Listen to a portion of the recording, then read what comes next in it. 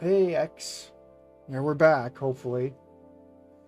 The internet wasn't doing too good earlier, so for the third time, I pretty much yanked out the routers and all that and plugged them back in. So far, nothing bad's been going on, so we're gonna go as far as the internet will let us until quiet hours. Glad you're Yeah, I'm glad too.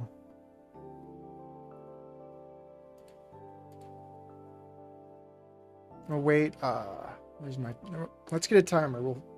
We'll go another 4 or 5 minutes. Wait for people to pour in.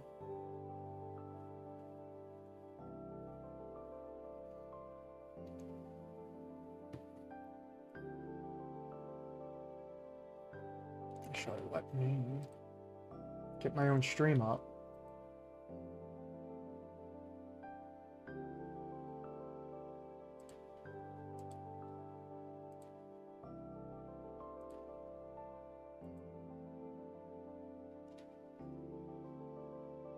Hey, Karu. I don't know what that means, but glad to have you on board.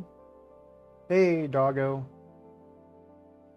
Unplug the router for 30 seconds or I've unplugged them for a full 5 minutes. Hey, Neon Fox. Yeah, I did that like 3 times, so hopefully third time is the charm.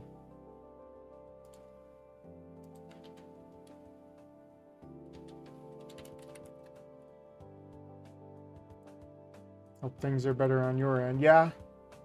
So far. So far.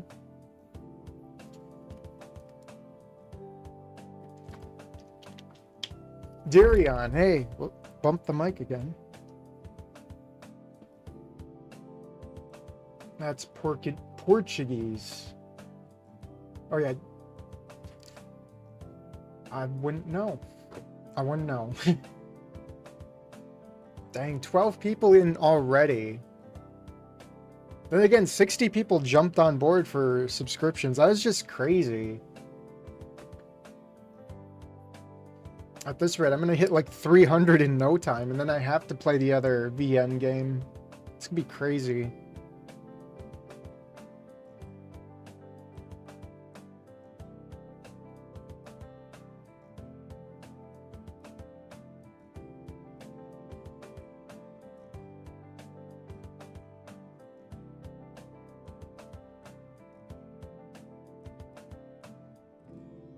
Alright, got like 2 more minutes left.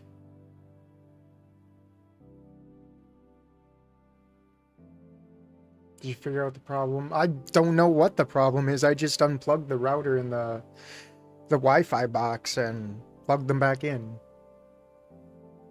I tried calling my ISP and I couldn't get a hold of like a real person, so like whatever.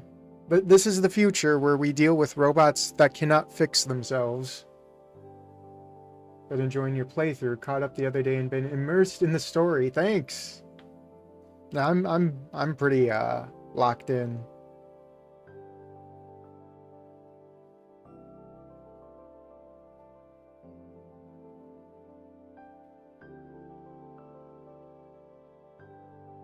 All right, 1 more minute.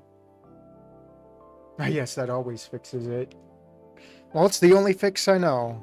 I'm no technician or anything. How's the sound?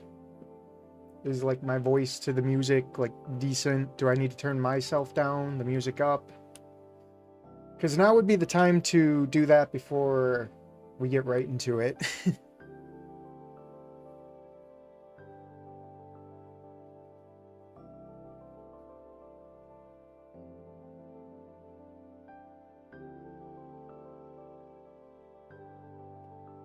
You're good, alright.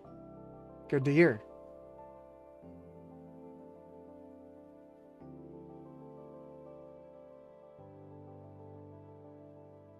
Alright, time to start.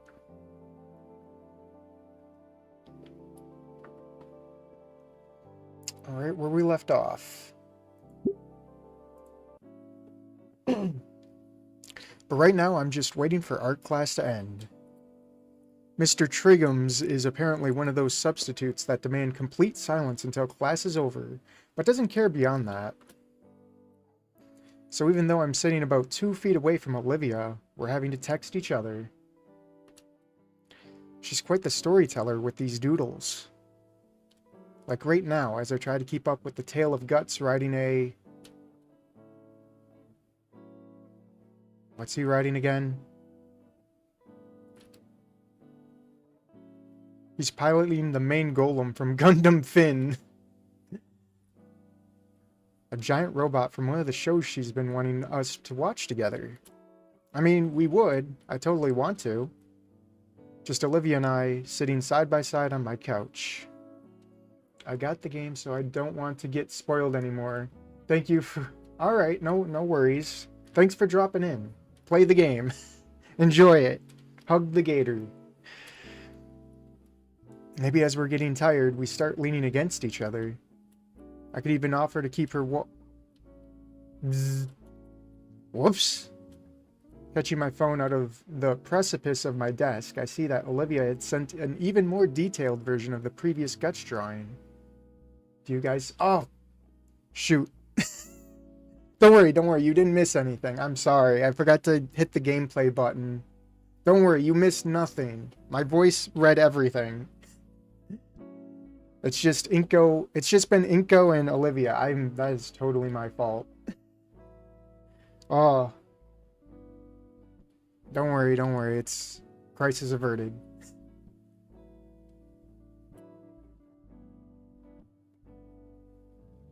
And this is why, for how dumb as it is, Finn is still fun to watch.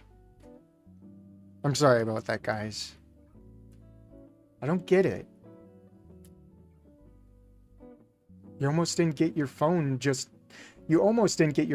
now. If you'd watch it, you would.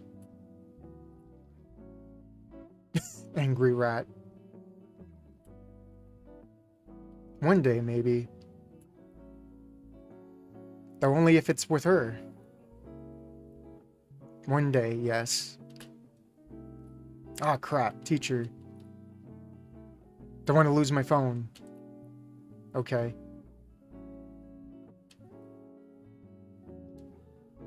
After a couple minutes without any alerts, I accept that the Gator Girl really is done for now. With a quick look at the clock on the wall, I figure I got a few more minutes before I absolutely must hide my own phone. Ikeden's been out for about a week and a half, so we've been stuck with Mr. Triggums. Apparently, he doesn't like electives. I swipe back, looking through the pieces she sent me over the last couple hours. A lot of the references go over my head, but the few that don't earn a hearty chuckle from me. Then there's the more detailed ones, the drawings that I'd be good enough to actually render. I smile as I save those. I've been meaning to ask if she'd finished one, back when she started doing this. No spoilers, but yesterday I got ending... I can't tell, because the reaction button, so I'm gonna bump ya. Ending 2, oof. Going by Snoop Game logic, that's not very good. But it's not the worst. I think we're on the right track here. Don't spoil me either. But I never got around to it, simply saving it in a folder. A folder that's grown to a couple dozen now. Would Jerome... Oh, that's the PA system. Well, what am I supposed to know what that is? Would Jerome Clarkson please come to the office?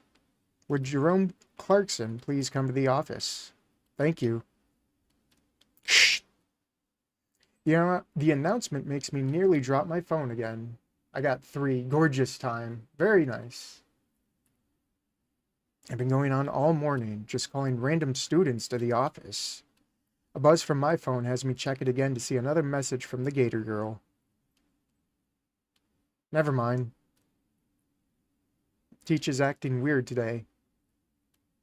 Weird. I look at our substitute. Mr. Triggums isn't paying any attention to us. In fact, he's just kinda looking through the desk he sat at. Weird. Same here. Think it has to do with the office thing? I don't know. Was thinking it was the short day, maybe. That was another thing. I think the entire class realized something was up and how fast class periods were going today. Oh boy. There you go, buddy. Oh man.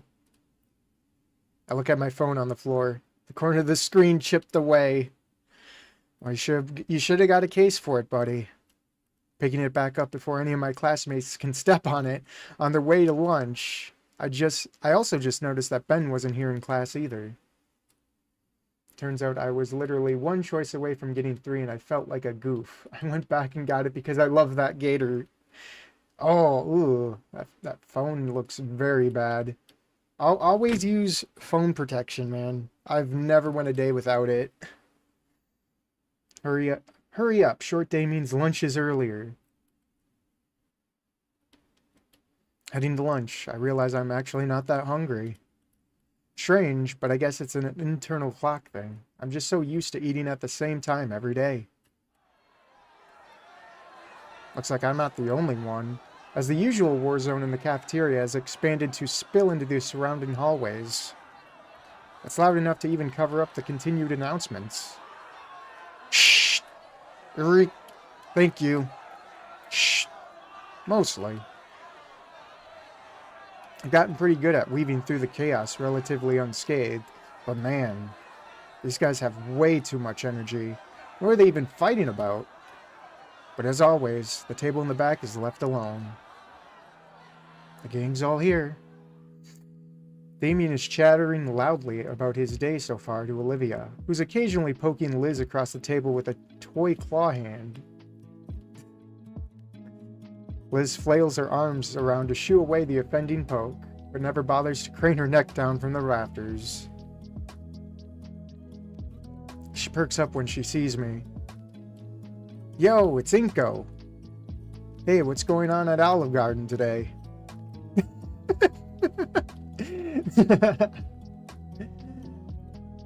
Whack his noggin. The meter stick falls on my head. Ah! It's just a joke, a quip. How long did it take you to come up with that one? It was about 2 in the morning last night. Whack him again. Hey, best $10 I've ever spent. Looks a little familiar, doesn't it? Yeah, that's what I thought when I saw it. Just like the real one, she'll bully you for saying dumb stuff. Bite me. Is that supposed to be Mia? She makes the head gnaw on my face a little. I'll go sit somewhere else. Ruthless. Hey, what are you playing? I'm on PC. I think this... Well, I don't know if anyone's figured out a way to put it on mobile yet. The demo was on mobile. Do it. I got a new friend right here. Oh, wow. I have an actual friend that isn't addicted to makeup pheromones. That makes me so happy. Your ventriloquism needs a little bit of work. I still think it's a little weird. Oh, live a little. Say, you guys aren't eating either? It's too early. I'll just eat when I get home. The lunch ladies don't really try on half days.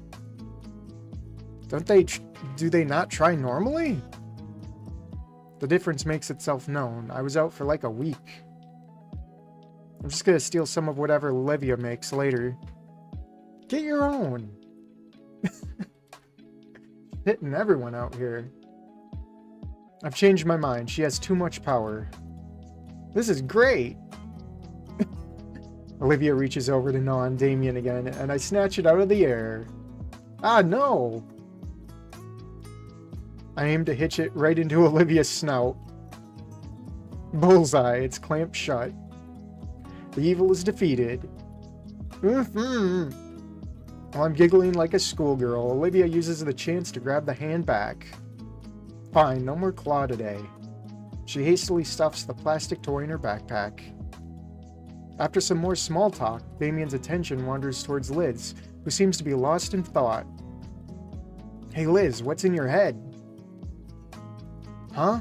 Oh, I was just thinking about earlier today. I was talking to Principal Scaler this morning while running some errands for Stuco, and she was really out of it. Out of it? Yeah, like she didn't want to be here today. I tried to pry, but she clammed up. I never seen her like that before. I was asking because I tried on Apple phone, but it's complicated. Plus, I think about getting a cheap PC. Yeah, PC, any cheap PC could probably run like Rempy like this, easy. I'd assume it'd be a bit hard to play on phone. Yeah, you'd have to like, well, I don't know. You could probably make decisions on there easy. I'm sure someone will find a workaround. I don't think that makes people sad. I could tell you from experience, it just makes you really have to. Looks like I got a text. Liz pulls out her phone, craning her neck down to get a better look at the screen. It's from Ben. Come, having a student council meeting. Huh? Normally it's a bit more formal than that. I guess since it's a half day and all. Oh well, duty calls. Sorry for having to leave early, guys. No worries, Liz. We can meet up after school. Sounds good. I'll see y'all later then. What would you guys want to do after school? I don't know. Maybe we can hang out at my place. Too cold to get in the pool, but I'm sure we can think of something. I look over to Olivia, who doesn't seem to have any objections to the idea, but no input of her own. Got any ideas, Liv? We could doodle some stuff. Like charades? Yeah, make it into a game of sorts. It sounds pretty fun, actually. I can really wipe the floor with Olivia. Oh, save your breath, Nito. You know my stuff will own you and... You know my stuff will own you and your chicken scratch. Wanna bet? Ha, that's a sucker bet. Alright then, loser has to pay for food. Deal. We shake hands, making the wager official. Would Olivia Halford please come to the office? Would Olivia Halford please come to the office? Thank you. The monotone voice of the intercom, combined with the strange atmosphere of the school, is starting to unnerve me. We all look at the Gator girl, who rolls her eyes and starts wheeling away from the table and towards the exit. Without a word, even. After she left, everything felt more off. Lunch came to an end, and the school day was close to the same. Just a couple more periods before we can hang out somewhere with all the extra free time. Alright, water break.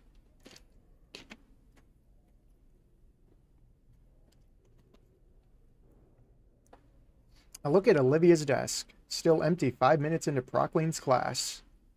I mean, yeah, she hates this class the most, but it's really become a habit at this point. Just like how it's become a habit for me to write an extra set of notes for Olivia. I look at the two mostly blank pages in front of me. Like with our other teachers, I notice something's off with Proclaim. She barely even says anything, instead just asking us to read the chapter on the Great War.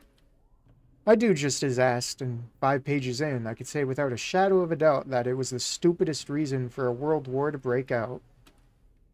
Bunch of European countries unhappy with being ruled by a bunch of other European countries deciding to revolt and dragging all their allies into the quagmire. It's just hard due to me having no experience in this stuff. I'm mostly a console gamer. No, I understand. I'm sure, like I said, I'm sure someone's going to find out how to do this within the week, probably. Tops.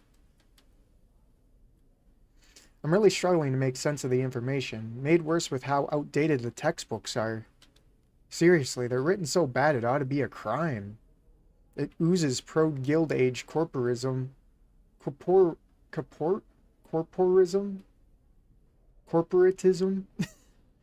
I'm gonna have my retard moments again, I apologize. The kind that genuinely believes that anything bigger than a gathering of 10 people was a form of a unionism. With a sigh, I busy myself taking notes for myself and Olivia. As I do, my eyes continue to wander the classroom. Everyone looks just as disinterested in the subject matter. I look over to Proclaim, and she herself doesn't seem interested in the subject matter as well. In fact, she's just kind of staring off into space. It's highly unusual, considering how much emphasis she puts on a proper class focus. Yet, there she is, spacing out like she's no better than the teenagers she teaches on the daily. I'm almost tempted to raise my hand and ask her a question to snap her back into reality when the room speaker comes to life. Let me guess, we get called now. Would Nito please report to the office? Incognito, please report to the office. Thank you. I look up to Miss Proclaim. I got called, but she's still the arbiter of who leaves her class and when. But she doesn't meet my eyes at all. If anything, it looks like she's actively trying to avoid eye contact. I pack my things and shuffle out the classroom. All the while, the stares and murmurs from the other students grow ever more intense. The people work hard to get by playing these dating games. Yes, they do. You'd be surprised. My mind immediately begins to wander. Why am I being summoned to the office? They sure are calling up a lot of people. Maybe it's related to 2 weeks ago. I'm wondering if the school's like going bankrupt and so they're like, oh, we're gonna like move schools or whatever. Or something. So it's like a case-by-case basis. Like, oh, we'll move your electives to this place or that place or whatever. The only thing keeping me company on my march to the principal's office is the sound of rubber soles on tile. They must spend a fortune on polishing these floors. It's not long before another pair of footsteps come from somewhere ahead of me. I squint my eyes, quickly recognizing the figure that approaches. It's Ben. I guess the student council wrapped up their meeting, though there's no sign of Liz anywhere. I don't like that face. Maybe the Mia thing.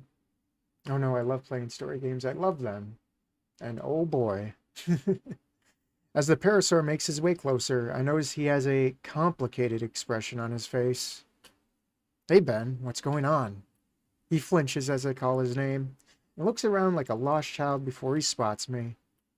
We make eye contact for a few seconds, but he doesn't say anything. Everything all right, dude? Suddenly, he turns away and continues down the hall. A sinking feeling takes hold of my chest. I almost try to speak up and stop him, but I can't think of anything to say. I guess I better get going.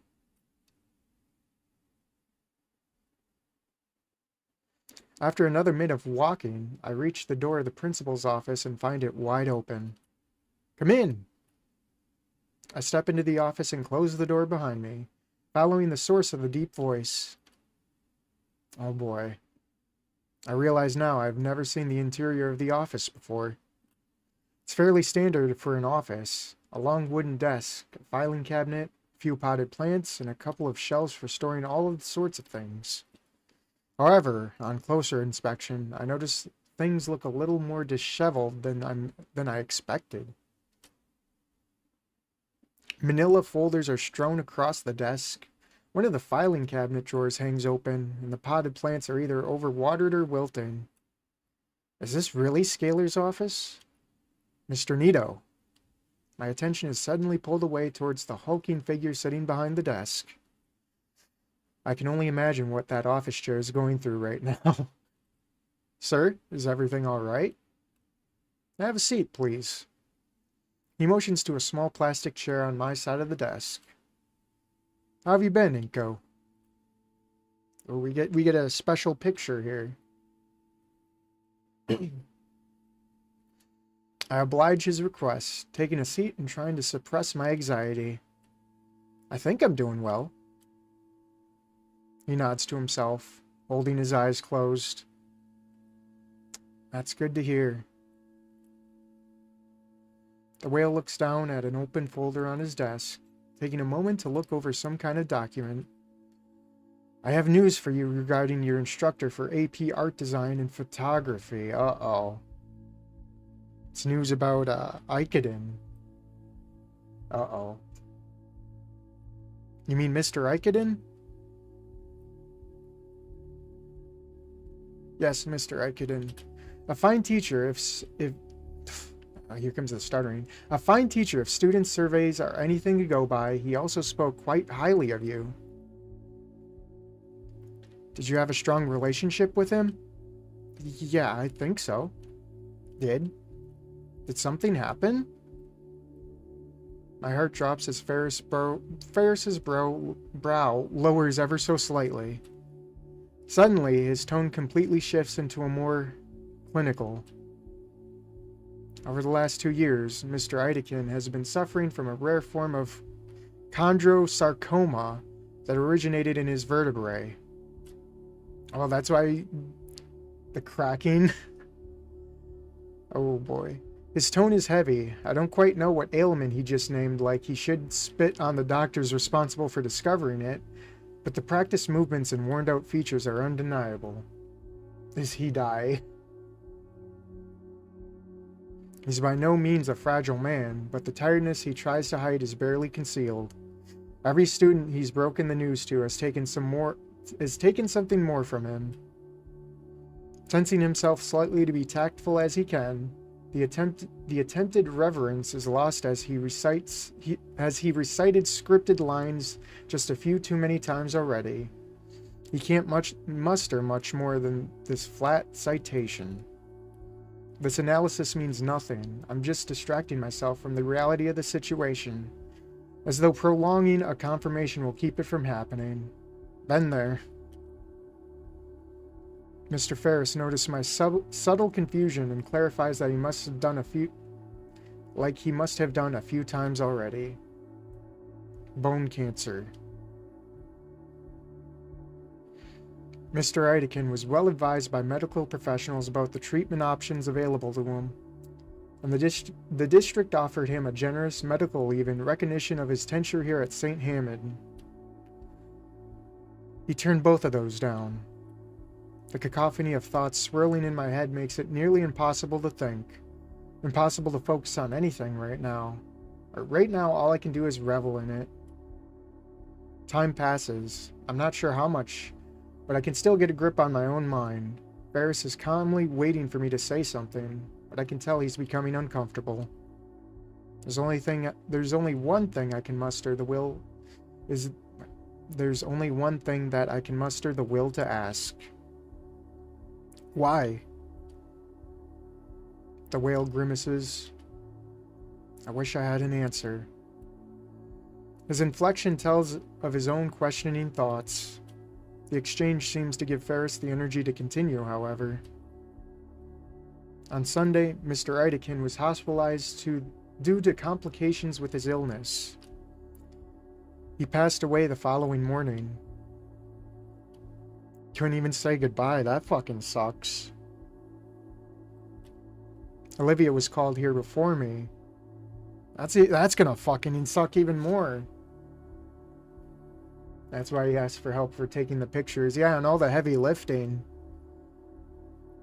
Dude hit it like a champ though, but damn, that sucks. Counseling will be available for you and anybody else affected. Sorry, do you know where Olivia went? No, she didn't say. I'd like to go now, Mr. Ferris. Yes, feel free. I stand up from the plastic chair, pushing it closer to the principal's desk. Offering one last nod to the superintendent, I let myself out of the office. As soon as the door clicks shut, I start running. Shit, where would she go? The studio room, maybe? It's the best lead I have. Thanks to all those gym classes, I'll have no trouble getting there quickly.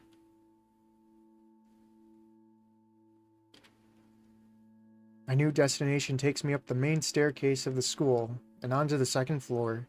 It's not long before I'm staring down the hallway of Idekin's classroom. I breathe a sigh of relief as I spot Olivia sat in front of the door. God, what do I even say to her? My thoughts come crashing to a halt as I see another dinosaur beside her, gesturing manically. Ben? From an outsider's view, it looks like Ben is trying to talk her into something. But there's such a stark contrast between their moods.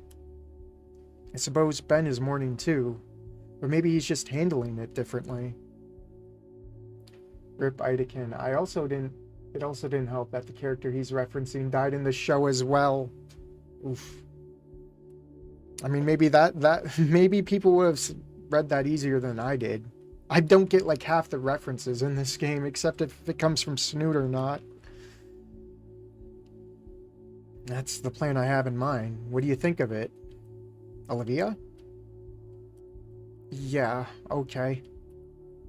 Olivia's reply came off weak and unfocused, like she wasn't talking to Ben at all. Can I count you to be a part of it? Sure. I remain obscure from view. This doesn't seem like a conversation I should intrude on. I'll just catch up to Olivia after.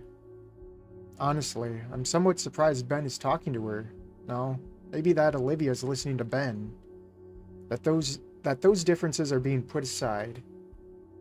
For once, our priorities are aligned. I had thought to come find Olivia, too. I wonder, Idekin was a mentor to each of us. Like he'd always been around to help us. But now, all the little things that make you anxious or aggravated are gone in an instant. And all that's left is reality. Why bother with this dramatic garbage? If now's not the time to be brought together, then when? I'm thinking too much. My hands are shivering. Something in my heart threatens to fall apart, but not now. Her voice was too quiet for me to hear, but whatever she said wasn't what Ben wanted to hear. Olivia, I need to know you're with me on this. Yeah. Olivia. Ben kneels right next to Olivia's chair, putting the two at eye level, though she kept hers averted to the side. I need to know you're in on this fully. There's a strange panic in the Parasaur's voice. Please, Olivia, for him. Finally, after what felt like minutes, despite only being 4 or 5 seconds, Olivia looks back at Ben's face and gives him a meek nod. I'm going to take that as a yes, then. The Gator girl gives no other reply to Ben's words. The only sign that his words had registered in her mind were her hands suddenly, yet gently shaking, all the while her claws dug ever deeper into the wheelchair's armrests. Her bulwark broke at last. Seeing the droplets from her eyes drives a searing pain through my chest. My instincts drove me forward, beyond my common sense. I grip the blue boy's shoulder and pull him up. Ben. The Parasaur's eyes snap up towards me. He makes eye contact with me, a depressive expression coating his face. Inko, what are you doing here? I wanted to see Olivia. Olivia's silver eyes finally lift, and the pain reflected in them threatens to shatter my aching heart. Ben looks back to see those mournful eyes too, though his reaction seems the opposite to mine as a smile draws across his face. Inko, hear me out. I'm trying to organize a eulogy for Idekin. You know, say our goodbyes to him. He deserves it at least. Olivia, me, and you. He helped each of us so much, and while the Parasaur rambles on, I turn my attention solely on Olivia. I push past Ben and take a knee next to Olivia, now eye level with her. Ben finally stops talking. I can feel his stare boring into the back of my head. He wants an answer for whatever he was just talking about. A eulogy for Mr. Idekin. It's so surreal to think about that. To think that I just spoke to him only yesterday, and today he's just gone. A eulogy. Yeah, it's the least we could do for Idekin, as his pupils. He deserves so much more, though. So much. Right, yeah. Olivia's probably feeling what I'm feeling right now. This fight between a reality and emotions. Idekin's gone, and I'm still trying to process it. Trying to accept the fact that I'll never see him again. Or listen to him again. Or get advice from him again. Never get to impress him, or show him how much I've improved because of his lessons. I don't think I'm ready to accept that he's gone. Ben clears his throat, snapping me from my stupor and back to our current reality. I'm sorry to be so pushy, but I need to know if you or Olivia are in or not. Ben turns to look at Olivia as he says those words. Olivia, meanwhile, continues to stare absent-mindedly at the wall, almost as if Ben's words were not emanating right next to her, but a few dozen miles away instead. Back for more of the Gator. I'm about 20 minutes behind. Thank you for the stream and narration. Nope, no problem, Waka. Ben, I don't think. I suddenly feel a cool, scale hand fall on top of my own. I turn to look into Olivia's pain-stricken eyes. They gaze deeply into mine, pleading, begging to make the pain vanish. I don't quite know what I should do. Oh boy, here's a... definitely not Ben's idea. I'm gonna save it anyway.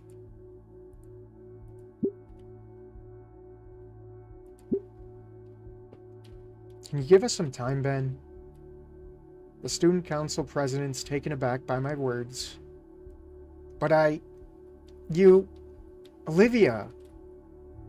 His frustration with us seems to grow with each second.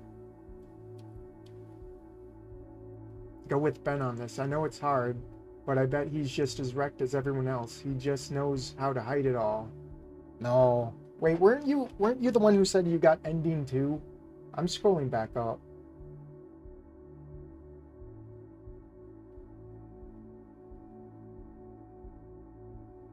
Oh, maybe not.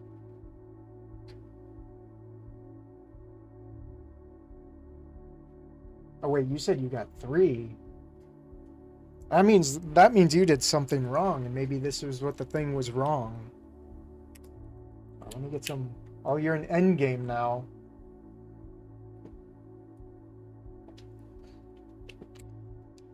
Well, if you know about grieving, you just don't fucking force things, man. You take your time. You don't work on the time of others. That's just how I feel in my heart.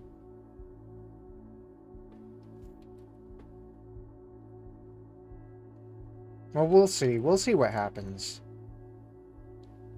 Ben, look, No! I turned fully to Ben with my hands raised defensively. Ben, listen. We need to do this. For Idekin. For everyone that's cared about him. For us. For us. For us, he says. So why won't you help me? We want to, Ben, really. But can't you see that what you're asking for is way too soon? Damn it, we just found out. His breathing is haggard now, his composure completely blown. His own pain is painted across his face as he allows his glasses to slide away from his puffy red eyes. Just... Ben. Her voice is so soft and gentle.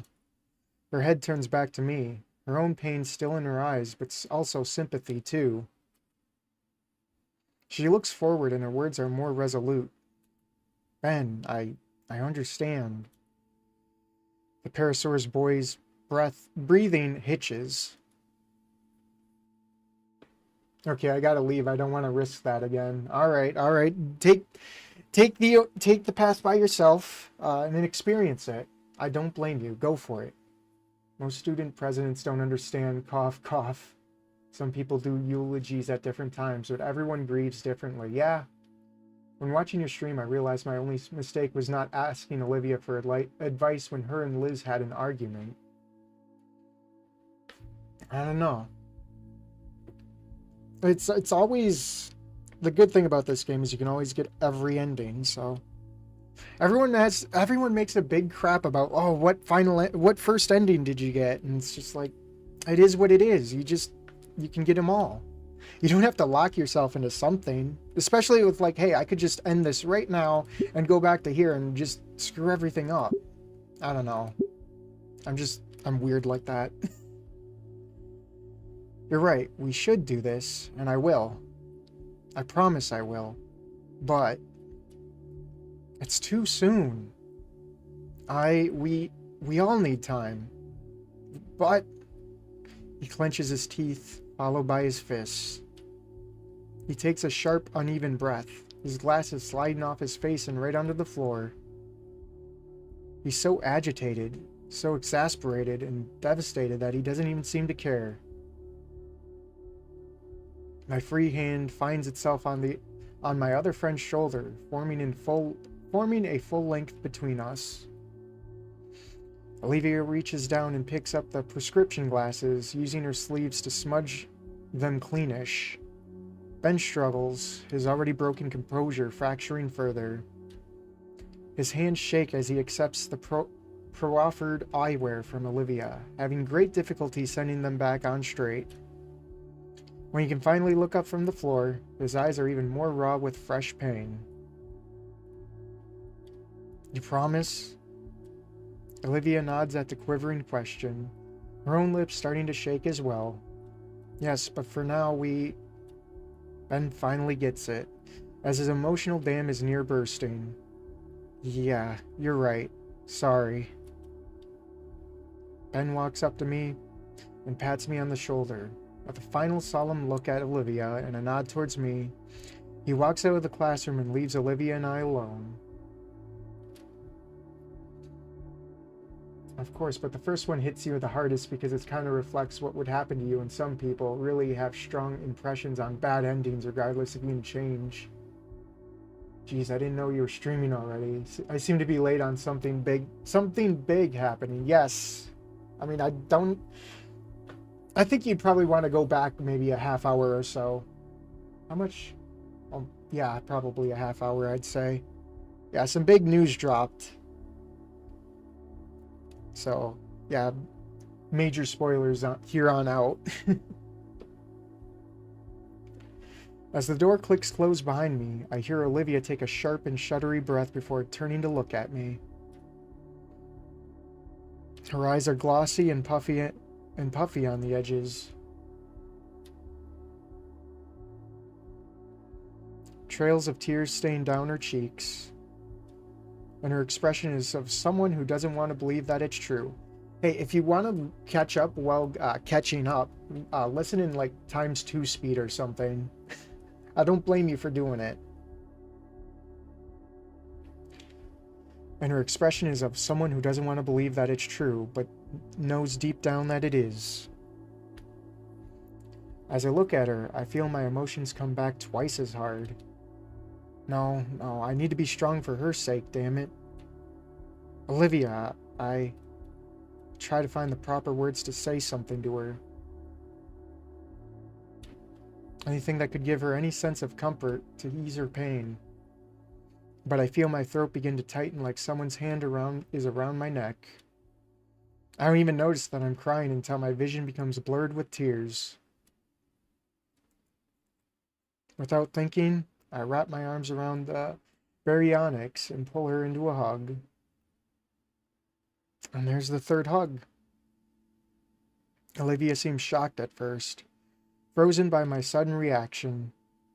But then I feel a pair of arms wrap around me, the hands clutching my jacket. Olivia begins to softly sob into my shoulder.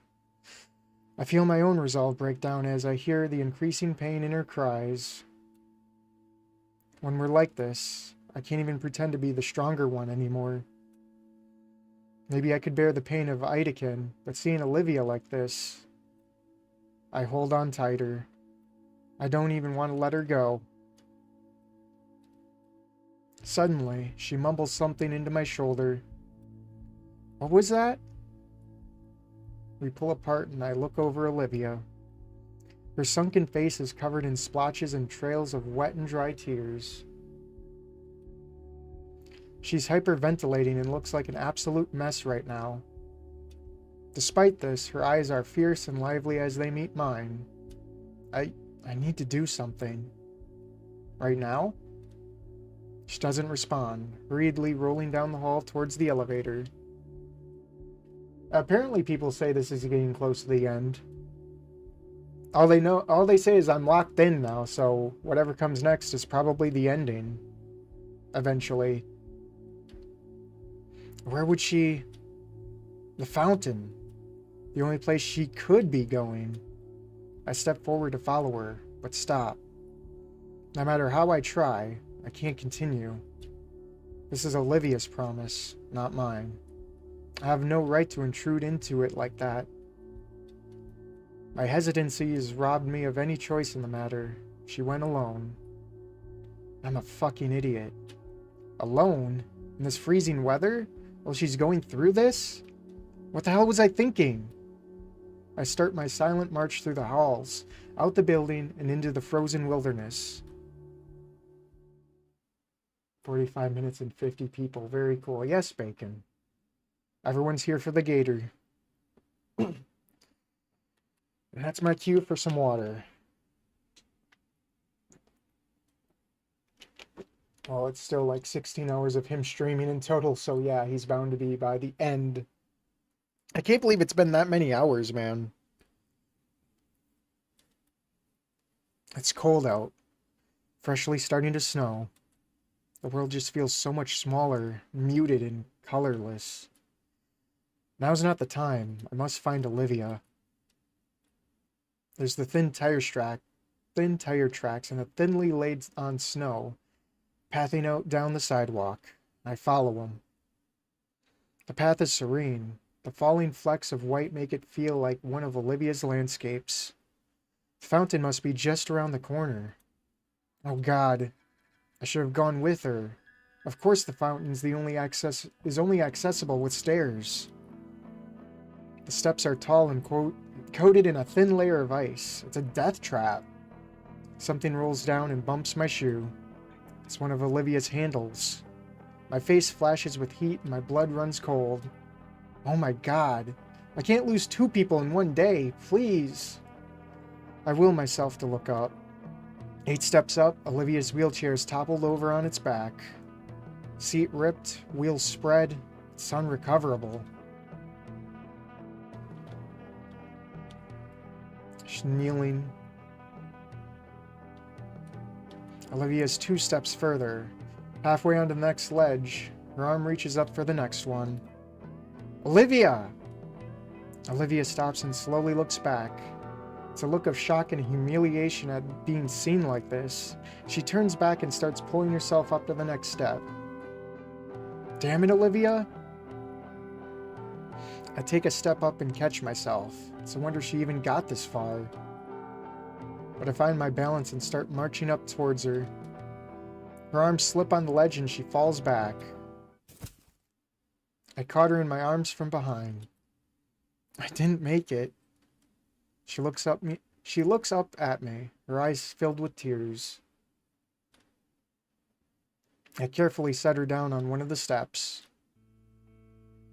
She hides her face in her palms. I failed Idakin. Olivia chokes back a sob. I'm just a stupid fuck up. Fucking Cher. And then continues to weep. I sit there and stare for a moment, trying to figure out what to do. I really haven't ever been in a situation like this. The poor girl is shaking. Whether it's from the cold or her situation, I don't know. Instinctively, I wrap an arm around her and pull her close to me. Olivia shifts her body accordingly, and we end up in an embrace. Her sobbing calms down to just occasional hiccups, and her body is no longer sapping the heat from me either. I'm sorry, Inko. Sorry for what? Everything. Being an asshole, being a failure, making you waste your time on me. I'm just awful. Don't say that. I love you. That's what I was wanting to say. Now isn't the time. I'm your friend. You know that. I'm here for you in the same way you're here for me. Olivia breaks away from our hug. Her face is tear-stained, but she isn't crying anymore. She's looking down at her wheelchair. Do you have a spare one at home? No. I stand up. Look up the stairs towards the fountain, and then back to Olivia. I can call Liz if you want. She can come pick us up after we're done. We can worry about your chair then. You're not a failure, Olivia. We're getting you to that fountain. I reach my hand down towards her. Olivia's confusion erodes into a soft smile as she stares at my hand, and then back to me. Come lower, let me grab your shoulder. I've done this a few times before. I lean in closer, and Olivia pivots as best as she can. Once more, she uses her tail as an anchor, in place of her legs. It's holding her up pretty well. Never consider it, but that tail must be pretty muscular. That face. The face of determination. Wait. I'm not going to go further. Yes, this is the first time I saw physically dove back. Did over here. I saw it too. Worst possible ending you can get. Me neither. I've only played the demo, but I cried. The point is to look through each ending. That's it. Red dress. Wow, we're spoiling dresses now? I might as well look. I looked, so I might as well look. Red equals bad. No. White is good. Okay. Well, we'll see. Now you got me worried. Let's yes. We go. Don't really spend a lot of good time with her before proper epilogue like this scene. Alright. No more spoilers, please. Let's go. I want to make Idakin proud. I climb up to the next step, planting my foot on solid ground. Olivia waits for me to stop before quickly moving her tail up to the next step as well. It's sort of like it's like we're each one leg. Simple enough. It only now occurs to me how close we are right now. By close, I mean I'm practically cradling Olivia against my side. Stop talking and see where we go. I'm trying. Up another step. Eventually, we finally make it to the top. I manage to shuffle to the fountain. You can just put me down right here. Alright. I gently lower Olivia down and place her on the lip of the fountain. There's just enough space for her to sit along the edge, with one leg resting on top and the other hanging off. She looks into the still water in contemplation. My eyes follow hers, focusing in on the coins that have settled on the bottom of the fountain, though hard to see through the opaque ice. I stuffed my hands in my pockets for warmth, feeling the skin of my knuckles already split already. My fingers trace over the quarters I'd usually use in our lunchtime drinks. Achoo! The powerful sneeze draws me away from my meandering thoughts to see the Gator girl quivering on the cold concrete seat. Damn it! Her jaws clench tight, baring her sharp teeth to the world. Her nostrils flare with each of her breaths, the hot air creating a puff of visible mist, and her eyes are filled to the brim with a fiery rage and salty tears. I want to break the silence between us. Ask for her thoughts. She's deep within them, though, raging within her own mind. Finally having the moment to process everything that's happened. In the end, it's Olivia that breaks the silence with a single, quiet, disdain-filled curse. Damn it. Her eyes shut, keeping her tears from falling. Damn it. A hiss seeps through her lips. I made it. I finally made, but the thought goes unfinished. She lets her shoulders down and turns her gaze away from the spouting water, listlessly gazing towards the obscured afternoon sun that is just managing to peek through the clouds and snow-covered trees. Can you hit H for a second? Yeah, there you go. Here, I'll take a drink of water.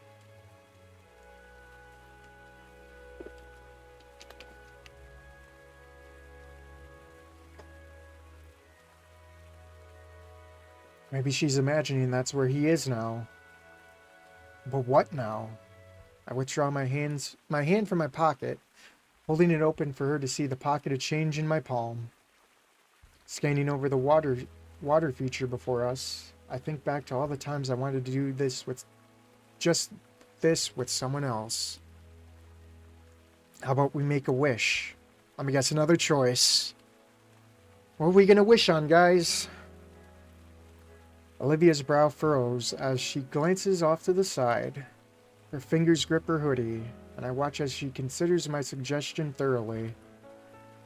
Sure, a wish sounds nice right now. I motion her forward. The Gator girl holds her hand out to me, and I drop a quarter into her palm. On 3? I nod in reply.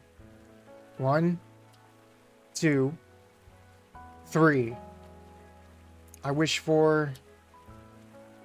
Our twin coins flip into the air together. I watch as what? I watch as the coins spin skyward, crashing through the falling flakes. At their apex, the coins seem to pause, just to briefly touch one another. With a synchronized plop, both quarters hit the water together. Leaning forward, I see the coins even landed on the same side. Heads. Oh, that's got to be good, right? Wonder if that'll double our chances of making our wishes come true or something. I let out a huff of amusement from Olivia's comment. Though, the more I think about it, the more I hope it does. We stay there, looking at the fountain together in silence. For a moment, it feels as though time has stopped around us. It's just me and Olivia experiencing the moment together. It almost makes me forget what just had transpired, what we were dealing with, what kind of future the two of us were looking at. For this moment, though, none of those dreadful thoughts mattered. What matters right now is finding a small bit of peace, of solace, a little bit of calm before the storm that was inevitably coming. A harsh wind chill finally brings Olivia and I out of our thoughts. Hey, I'm sorry for being super distant earlier. You don't have to apologize for that, Olivia. Everyone goes through these sorts of things differently. I know, but I just feel bad. I know I'm not the only one who's sad that Idekin's gone, but... Her pause makes me stop and turn around to face her. I can see it in her face that she's trying to form the right words. Idekin was the first person who I felt was a role model for me. He didn't just believe in me, he made me believe in myself. Not just for my art, but being able to succeed in general. I knew that Idekin meant a lot to her, but I never realized he meant that much to her. More than anything, he actually cared about me. About my thoughts and my dreams. I felt... Olivia's lips tremble as she struggles to voice the thought. Normal. God, I probably sound stupid saying that. I shake my head in disagreement. You don't. Mr. Idekin was important to me as well. It's okay, Olivia. I know how you feel. He gave me some of the best advice I ever gotten from anyone, and encouraged me to follow my dreams, like you. I wish I had met him sooner. There was a moment of silence between us, the air filled with a mix of sympathetic emotions. A shared sadness for the passing of someone who's made an impact in both our lives, but a sense of thankfulness that he graced our lives.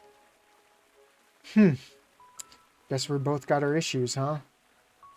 Yeah, I guess so. A fresh breeze of icy air that sends a shudder down my spine. So, what should we do now? I pat off the growing pile of snow off my shoulders and head. Let's see.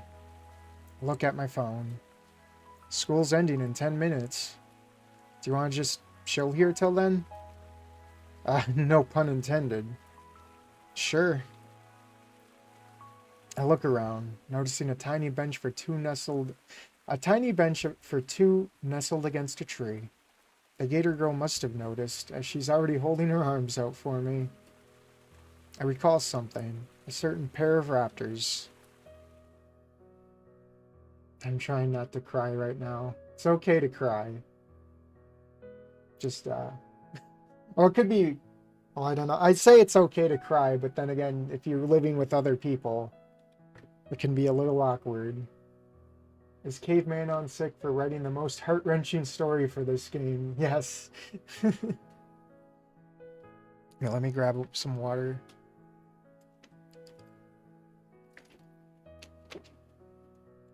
Oh shit, you know, I forgot to tell someone I was streaming. Damn it.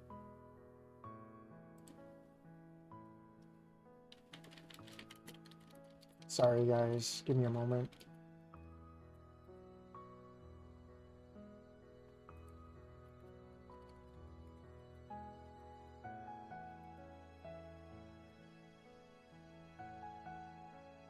Oh, kicking my ass over that one.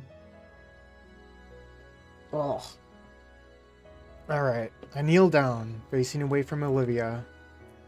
I can feel the icy flakes melt off of me as Olivia leans against me. Her powerful arms wrap around my shoulders, clawed fingers digging into my jacket. My fingers lock together to form a makeshift seat for her behind me. With my passenger secured, I make a beeline for the bench, lest I get caught up in what I feel pressing into my back. She lets herself drop onto the bench, uncaring for her landing. Just landing with style.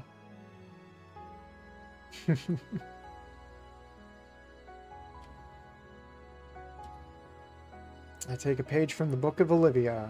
I also drop uncaringly next to her, just glad to have some shelter from the increasing snowfall. So, here we are, mission accomplished for Olivia. Now what? My curiosity compels me to ask Olivia something. If you don't mind me asking, what'd you wish for? I don't think you can tell someone what you wished for, or else it won't come true. The superstitious side of myself says that she has a fair point, so I decide not to push her any further on it. Just curious is all. We continue relaxing in comfortable silence. I mean, I don't mind telling you if you tell me yours. I guess that's only fair. What did I wish for just now? Oh boy, here comes the choice. It's hard to put into words. It's not something specific, rather a feeling that I keep coming back to. Back before I came to the school, I would have wished for more friends, or a successful future, or to take back something embarrassing from the past. But now that I think about it, I didn't need to make a wish. That's too vague. I know, but I don't know how else to put it. Come on, at least try. My best memories from the past few months.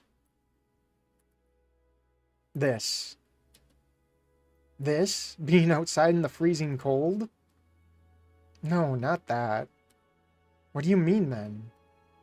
I struggle to find the words without making myself sound stupid. You know, we've hung out a lot together, but it's not often that it's just the two of us. Just us? Yeah, that doesn't happen a lot. I wish it was like that more often. The baryonyx sighs go wide. Shoot, maybe that came across too weird. I mean, I just want to get closer to you, you know? I watch the beginnings of a blush form across Olivia's cheeks. Wait. I don't mean it like that. I want to get to know you better. She glances away, laughing nervously as her tone changes drastically. Huh. Yeah, I understand totally. I breathe a silent sigh of relief. You want to know what I wished for? If you don't want to share, you don't have to. No, I asked for yours. It's only right. Ahem. I wished to know what I want to wish for. I glance across the bench towards her. I can't make sense of anything right now. I want today to be over, frozen. There have never happened at all, and I want today to be over, frozen, and to have never happened at all. I want Idekin back, but I don't want to just replace him with someone else. It's too late to start all over again. She stops to wipe her eyes, but they're already dry. All I ever wanted was to be someone he would be proud of. That just feels impossible. She looks away. I ended up picking something lame. I'm sorry. What's that? Olivia's still looking away, so while I can hear her hesitation, I can't tell what she's thinking.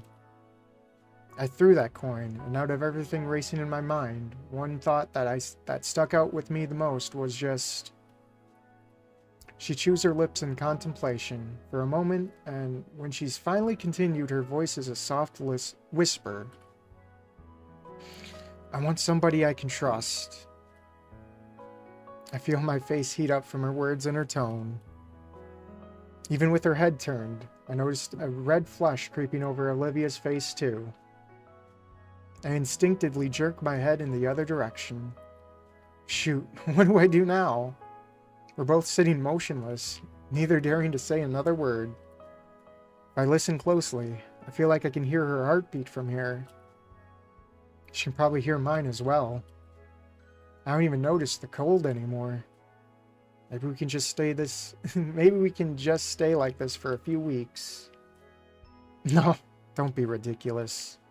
You need to tell her how you feel. I clear my throat, searching for the words that wouldn't come. She just said she wanted somebody to trust. I mean, you can trust me. I hear shuffling from Olivia. Damn it, I can't work up the nerve to turn my head towards her.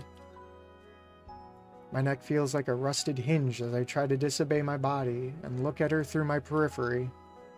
Do you trust me? Despite my words, she nods her head vigorously, the blush growing dangerously bright.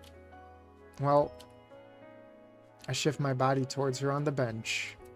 I trust you too. Suddenly, she shakes her head a bit to bring herself back to reality. Maybe I can be honest with you then. You're silly and you're ridiculous. Maybe a little over-optimistic.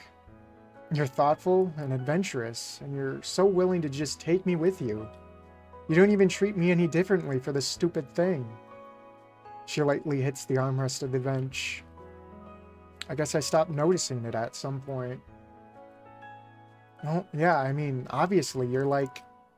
So many words dance on the tip of my tongue. Like... My mouth and brain are at a standstill. One wanting to just blurt whatever, while the other keeps it all in and disseminates it in a thoughtful manner. What comes out is...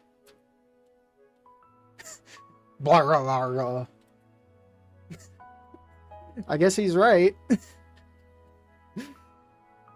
A furious snort rips from the Gator girl's nose, followed by pleads of laughter. Out of an embarrassed shame, I cover my face with my hands. What was that? I curse my nerves as I try to protest her continued guttural guffaws. Come on, Olivia, I'm really trying. The snowflakes that had managed to still land on me melt away from the extreme heat radiating from my whole head. Olivia acquiesces, though, drawing back into a very smug grin. Okay, take two, Inko.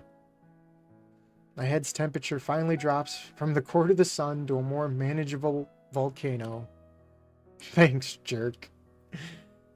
Seeing that small quirk of her own lips, I can't stop a smile from growing on my face.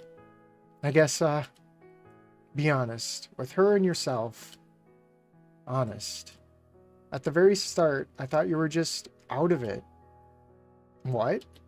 You almost ran me over in the hallway. Oh. She frowns and looks away. Sorry. And then you tried to get my seat moved. Sorry. On the claw thing today? Not sorry about that. I figured. And you used to be hard to talk to. Felt awkward every time I even tried. Like, thank Raptor Jesus for Damien and Liz, because otherwise I wouldn't have gotten to know the real you. Olivia wrings her clawed fingers together. And what do you think of the real me? She's easily the most caring person I've ever known. I mean, yeah, she can be a little selfish and doesn't like to think ahead sometimes. But when she cares for something, she just has to do everything she possibly can for whatever it is. Is that what you think? Yes, I think you're quite caring and passionate and and what? And I know Mr. Idekin saw that in you too. Olivia's eyes water at the mention of our mentor. Thank you, Inko. Now's the time, Inko. Just say it. Oh, I gotta take a water break.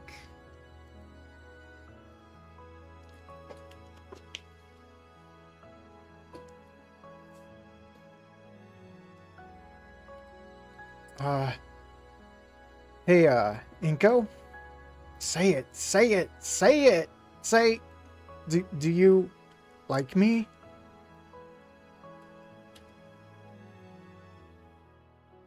Yes? Why does talking have to be so hard? I prepare for Olivia's smug one-liner to crush my weak confession. Instead, I watch Olivia bring her hood up and hide her eyes with it. 64 viewers.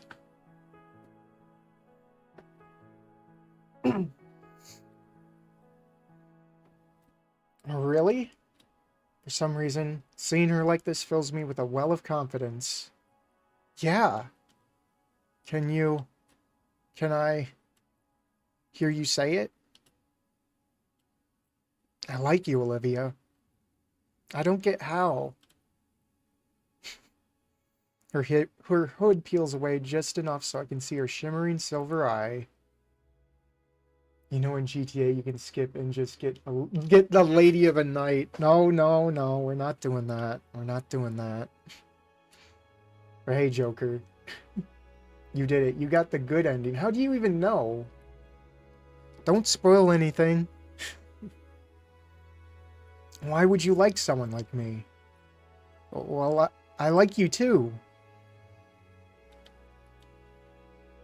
Oh.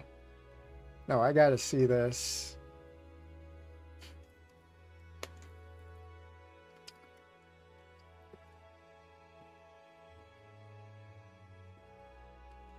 Olivia brings her legs to her chest, holding the limbs tightly to her. She brings her hoodie's helm over the legs, transforming herself into a crocodile-shaped igloo. An Olivia loot. That's gonna be a tongue twister. An Olivia glue. Should I get rid of spoilers, Pork? If anything seems sus, use your best judgment. Oh, slippers were a bad idea. Oh crap, yeah. You okay? Fine, just call someone. I cough awkwardly and get my phone out to call Liz. Hello? Inko, is that you? Aren't you, like, supposed to be in class right now? Scalar let Olivia and I out early. Oh, okay. I was told about Professor Idekin. I hope you guys are doing okay. Yeah, I'm alright. I'm with Olivia, by that old park by the school. Her chair's busted and we're kinda stuck. There's a kneeling whine from the bundled crocodile next to me, her tail wrapping around her as if to hug herself. Broke? In this weather? Are you two okay? We're fine. Can you come pick us up? Sure, I'd like to remember where that is. Or I think I remember where that is. I'm with Principal Scalar right now. Once we're finished, I can get you two on the way home. Thanks. After some shuffling, the call drops. I turn back to Olivia.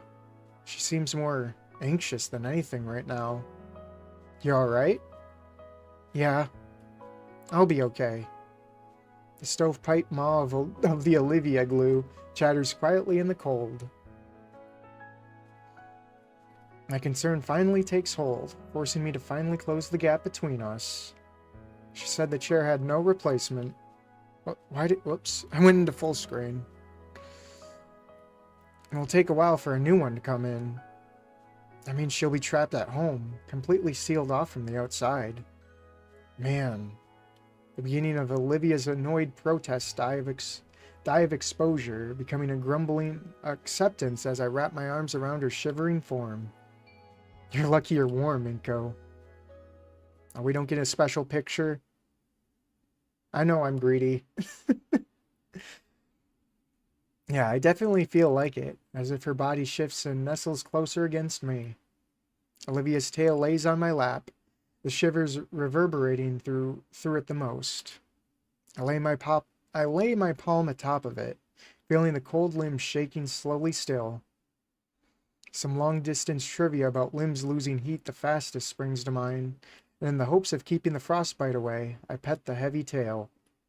And as I do, I hear the silliest sound rumbling from Olivia's chest and through the rest of her. It's like a purring cat, almost. There's a new sensation on my cheek now, soft and warm. There it is.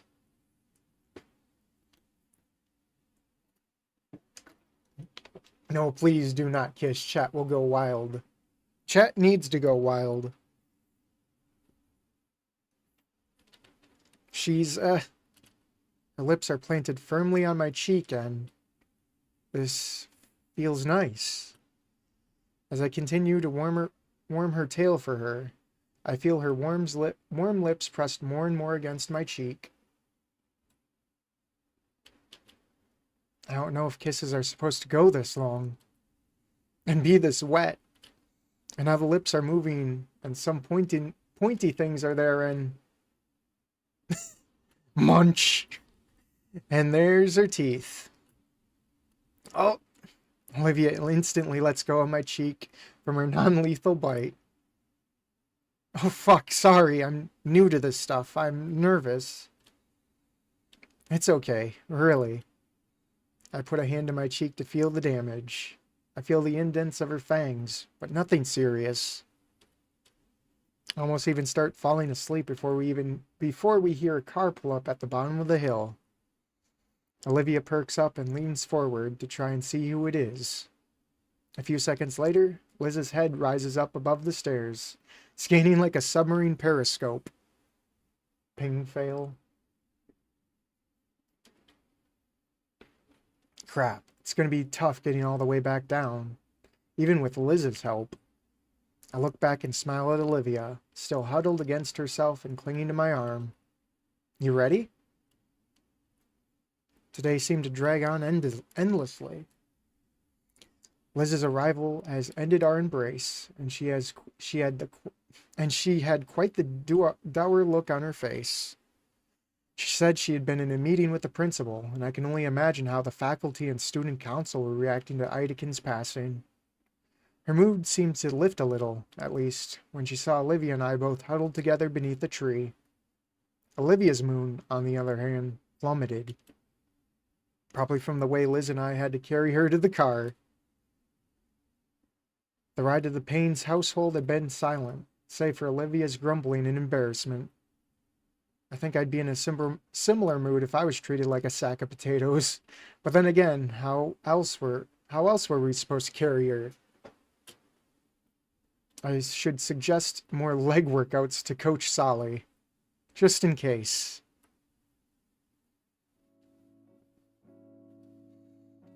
Damien and Randy were waiting for us at the curb, the older man looking over Olivia with worry. When your friend told us, Soph and I were beside ourselves.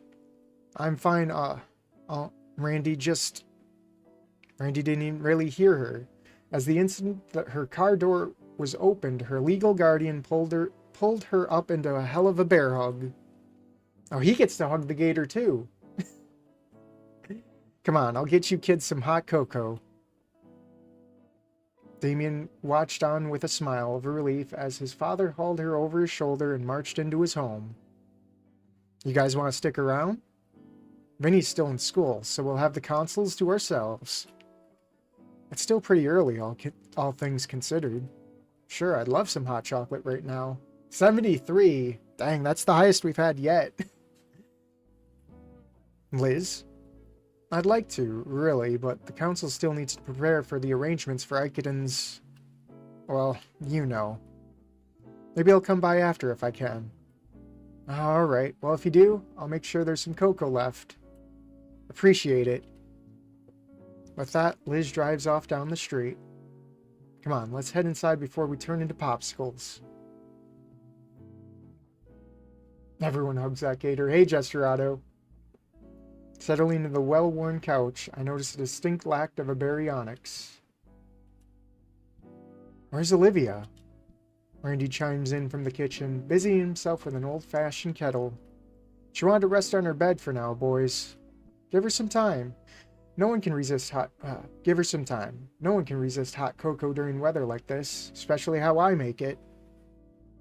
Never had home-brewed hot chocolate, but if it's anything like his cooking, then it must be some good stuff.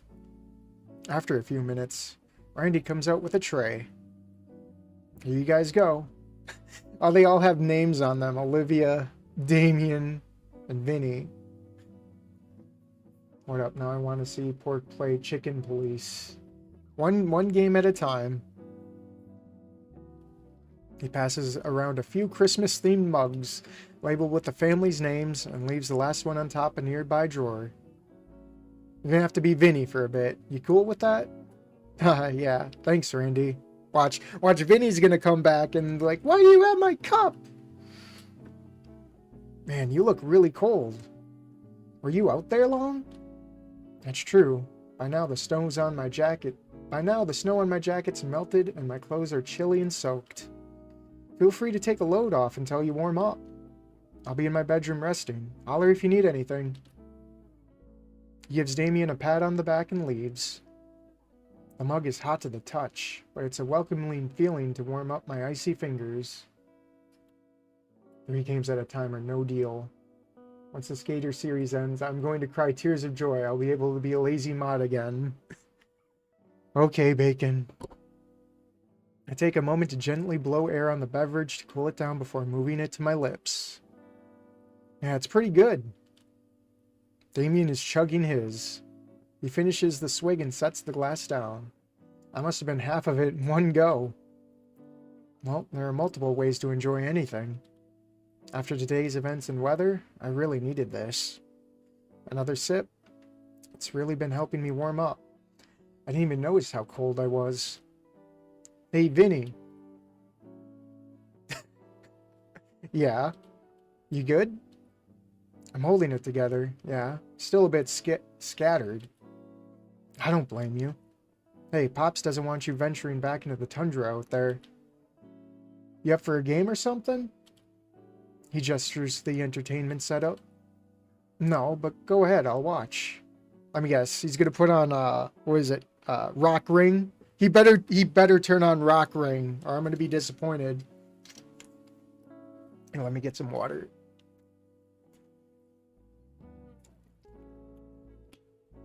Oh. Damien thinks for a second, a few gears in his head turning in conflict. Really? I don't mind. Alright, I'll get set up. Damien sets his game up, searching several mismatched cases for the right CD and giving the screen a good thump to get it to work properly. That's Vinny. That's Vinny's work, mismatched cases. Grabbing a controller, he turns on the Xbox One, selects something called Rock Ring ODHG, ODST, and settles deep into his groove on the couch.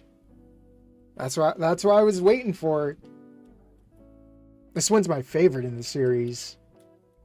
After a minute or two of gathering a full lobby, the Diffilo Spino Dino picks his class and begins his virtual rampage. Only a minute in and he manages to get the first kill. I'm just a bit burnt out for the day. Getting pretty tired, actually. Hey, Inko. Yeah? Olivia didn't come back with her wheelchair. Did something happen? Let's play some Mine Rock. That's what Vinny plays. Actually, Fortnite exists in this game, apparently. Yeah, she isn't taking Idakin's passing well. Man. Well, I'm glad you were there for her. My eyes remained on the screen, lost in the vibrant violence as some in-game announcer proclaims Damien's digital massacre. On his part, Damien's frills wavered like crazy, and it looked like as if his arms also wanted to wave in victory. You want to talk about it? I don't want to take up your time, Damien. Oh, you can't take up this dude's time. Like, he's offering. Come on, man. We've known each other for a while. You can be honest with me. Not sure to begin. Where to begin, really. What's the IRL reference for Rock Ring? It's Halo. It's definitely Halo. I mean, it's Xbox. Idakin was really cool. I don't really have the right words for it. Somehow, I think I'm unqualified to speak on it, compared to Olivia. She knew him better than I ever did. He was important to her, yeah. We talked about it a bit before Liz picked us up, but I'm worried I'm not much help. Oh, that's what we're here for, right? To help her out in any way we can. Best thing to do is to be ourselves for her, and she'll eventually go through the motions her own way. Yeah, that makes a surprisingly amount of sense. I slowly look up from my mug over to Damien. You make it sound so easy, too. He briefly meets my gaze before returning his attention to the screen. I know I'm not the smartest guy around, but I do know Olivia. We don't share parents, but she's still my older sister. Older sister? Her birthday's first, duh. And knowing Olivia, she'll be able to manage. But how are you managing? Me? Trying to sort out the maelstrom of emotions running rampant in my head is overwhelmed, I guess. I wish I had gotten to learn more from him. Olivia could probably recite some of his lessons by heart. She probably could. Remember the first time she got to work with some special paints in his class, she was just ecstatic. She came home a mess, covered all over her blues and greens and leaving tracks behind wherever she went. When Mom saw her carpet vandalized, she threw her right in the backyard and hosed her off. I ended up joining in because it looked fun. Eyeing the hallway leading to her room, a part of me wants to see if she's alright. That part simply wants to be closer to her again. Damien looks back again, the unspoken question clearly written across his arched brows. What about Olivia and you? Speaking of, I may have told Olivia I liked her. About time. Huh? What?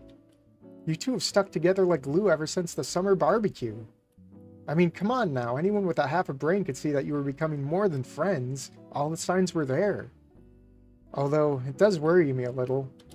Why is that? It's because you're getting in a relationship with his older sister. Why wouldn't he feel a little weird? Oh, think about it. Your teacher just passed away. You're both wrecks right now. Okay, I was caught off guard. What if it's just that suspension bridge thing? I don't know, man. It only just happened. You're right. Sorry. I do like Olivia. I know that. I guess I'm just a little scared of the future. How so? There's just a bunch of things I just don't get about Olivia. Or maybe friendship in general. When I first arrived at St. Hammond, I never really had any friends like you guys. So to suddenly be involved in all of this, I don't know. I think I get it. Yeah, things can be a little dramatic around here. One way to put it. What's so different about you and your old friends? Never really had any. Well, that's not true. I had friends, but they were like day friends, you know? Classmate friends. Yeah, I got a bunch. I don't know what the suspension bridge thing is. I may get PlayStation, but I'm going to download Halo. And your folks constantly moving means they only ever lasted like a year tops? Yeah.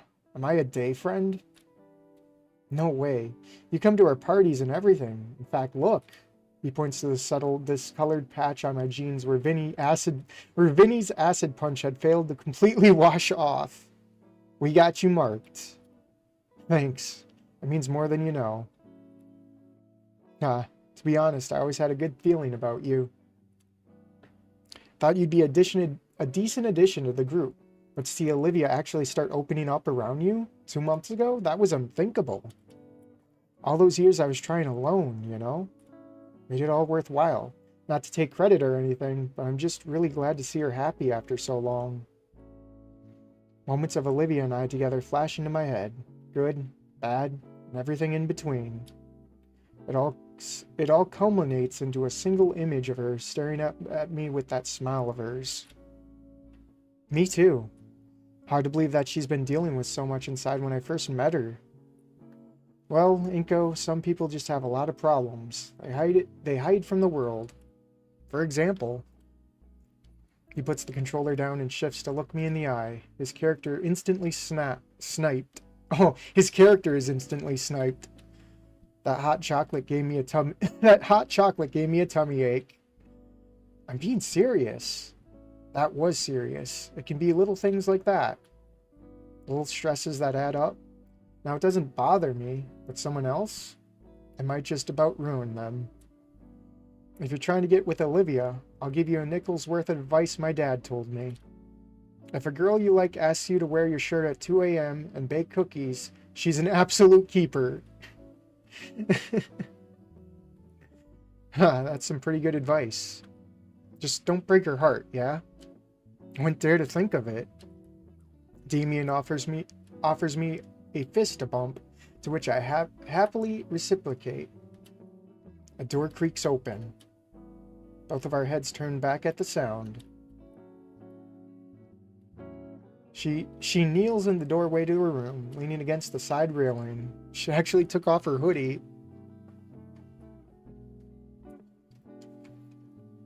Take a water break.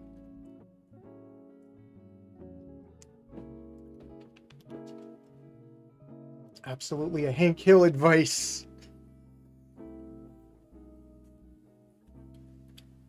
Sniff. Oh, I don't know if I can make sounds like. I'm just not gonna. Damien nods to me and continues his game. The ambient gunfire and controller clicking fills the silence. I take the hint and stand up, slowly approaching Olivia as she tries to shuffle down the hallway. She's completely upright in a display of pure confidence, even if her tail is upright as to amplify her dignity. Hey, it's Delta! I was here for this.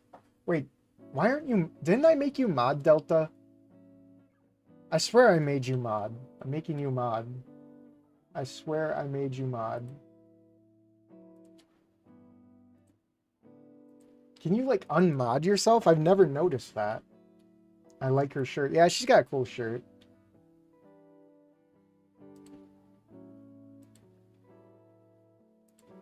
Gator status. Hoodie taken off. I'll have to tell her how cute that is when I'm not so drained. I wordlessly offer her a hand, and she accepts. With her on my shoulder, I walk the both of us towards the living room couch and plop down on it with her. Oh, here. I lean forward to grab her cocoa from the coffee table. Most of the warmth has gone by now. I guess I can go warm it up in the microwave for her. Mm-hmm. She's tugging my arm. Come on, it's cold. She starts leaning harder against me to keep me from getting up all the way. Alright, jeez.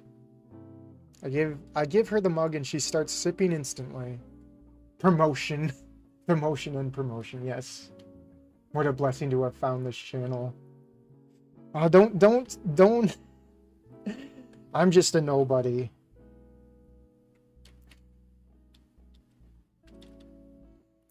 I was going to warm. My voice dies as I feel her settle against my legs with a relaxed hum. Her body relaxes more, and I'm allowed to sit up enough for her to settle in by my shoulder.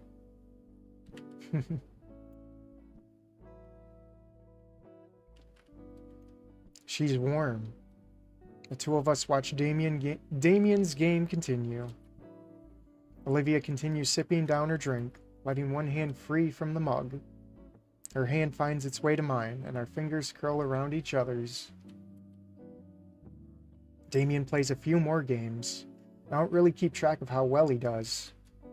He finishes one last match and yawns, stretching back over the couch. Alright, that's probably enough for me. I'm gonna get going, give you two some space. Okay. Damien gets up from the couch and slides his controller near the cabinet where it lied before. On his way out, he stops and looks right into my eyes. Hey, keep things chill, man. Don't do anything stupid, alright? Yeah. He nods and heads off to the depths of the house. And just like that, it's quiet once more. Is she asleep? Hey. I don't think you've seen my room before, have you? Not at all. Would you want to see? I'd love to. I watch her blush. Am I getting good at this? Okay, just walk me there. Similar to before, I help Olivia off the couch as we shuffle our way towards her room. We're finally getting to enter her room, guys. Mr. Porcupine, your content is great from what I've seen. It's only great because I got you guys carrying me. There, I'll meet you guys halfway.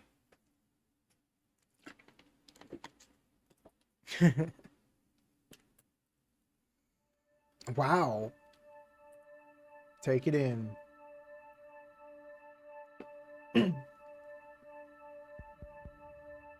Hey, is that a Judas Priest reference right there?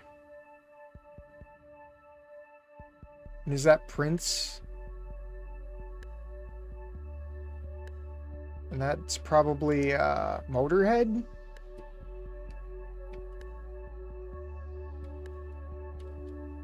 We will see the rat. We will see guts again.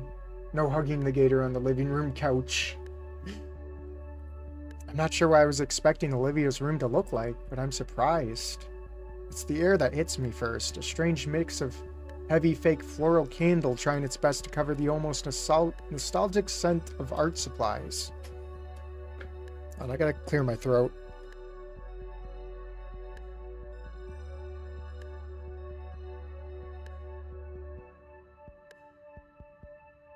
Sorry about that. Porcupine content, great content. Glad to see you have lots of viewers, Pork. Thank you, Delta. Fan posters and paintings of dinosaurs cover a lot of her wall space, like the room is her own personal canvas. Her desk sat beneath the window. Again, what that wasn't covered by the fading-looking paper was instead covered in dried-up paints. Right next to that, a dresser holding up decades-old television and retro gaming consoles. All in all, it reminds me of the rooms that they'd show in older high school movies. So, where do you want? Just on the floor is fine. I gently lower Olivia to the floor, letting myself sit cross-legged next to her in the process. Let me clear my throat. What's wrong with that? I get a scratchy voice sometimes. I've been the past 2 days just reading straight. Cut me some slack, Joker. Reminded me of a Hotel Transylvania meme. Haha, Inko, you're... I'm not gonna read the rest of that. So, what do you think? I think it suits you. Figured you wouldn't have any chairs. I got this really soft rug and a beanbag chair over there. She gestures to the beat-up lump in the corner near a large lamp. There, you got the kiss. Hope the bad endings are out of view from here on. I'm referencing a song. I would not know. I'm dumb. Olivia pulls something off her bed. It's a laptop, open to a music program. But I don't recognize any of these songs, or bands, or albums. That's a pretty big track list. What music do you listen to? I'm sort of a closeted metalhead. Whenever I'm alone, I put some on full blast while I do chores or arts. Generator Head, Super Death, Iron Tomb, you name it. She's a fucking keeper, guys. Holy shit. What do you listen to? Please let us get in. Don't lock us away. Mumble. No, Inko. No. Mumble rap. I listen to mumble rap. No, you're not gonna make it, dude. You're not gonna make it. If that scratches your brain, then. Anyways, my dad was super into heavy metal when I was a kid, and he got me into it. When Damien and I would be playing out in the yard, and his mom would be making lunch, our dads would be in the garage blasting heavy metal while they worked on the car. Working on cars? Yep, my dad and Uncle Randy would Randy would fix up some cars. She clears her throat. No, I think that's the first time I heard you call him Uncle Randy. Yeah, I call him that sometimes, along with Auntie Sophia. You call him Auntie Sophia? Your right hand comes off? What do you... Olivia lunges over to chomp at my hand, and I have to take a moment to check if my fingers just in case. This is the best. Rizzy Inko. I just cringed. How do I go away from 10 minutes and Delta arrives? It's the magic. We're totally in endgame now. All that's missing is Blaze. Hey, I was joking. So was I. But yeah, I listen to a lot of this. You want to hear any? Yes. She offers me the trackpad. Anything I see, huh? Say, what kind of music is B flat? Music is a bit lame, actually. Is that supposed to be a reference? What kind of music is B flat? Wait here. There's actually something else. Was that like something that was like a rap song or something? B flat? Someone's gonna have to like inform me on that one. I am as dumb as a rock. Something else. Something nobody else gets to see. I'm gonna show you my Oh, I know she's making an innuendo, but goddamn. Don't do this to him. I'm gonna show you my chest. So yeah, it's her. B flat refers to the sound closet to Gator. Oh, it's her horny music. Oh. Here it is. Look. Olivia holds out a small wooden box. There are 2 rusted metal latches that have long since aged past their use. I can't see it quite well in the dim lighting, but if I were to hold it up in the sunlight, I'd see a thin layer of glitter glue coating the whole thing. It's also been painted carefully, and very thoughtful attention to tones. What could even be inside? Honestly, no guesses come to mind. Could be anything. What are you waiting for? Open it. I carefully open the lid. So what we got here? We got a beach picture, some stones or pins, a lighter. It's probably her dad's lighter, I bet. Probably a paintbrush from Ikeden. And what is this? Some missing teeth and an eye patch. I don't know. Damn, she lame. Why are you saying she's lame? What makes you think that, Delta?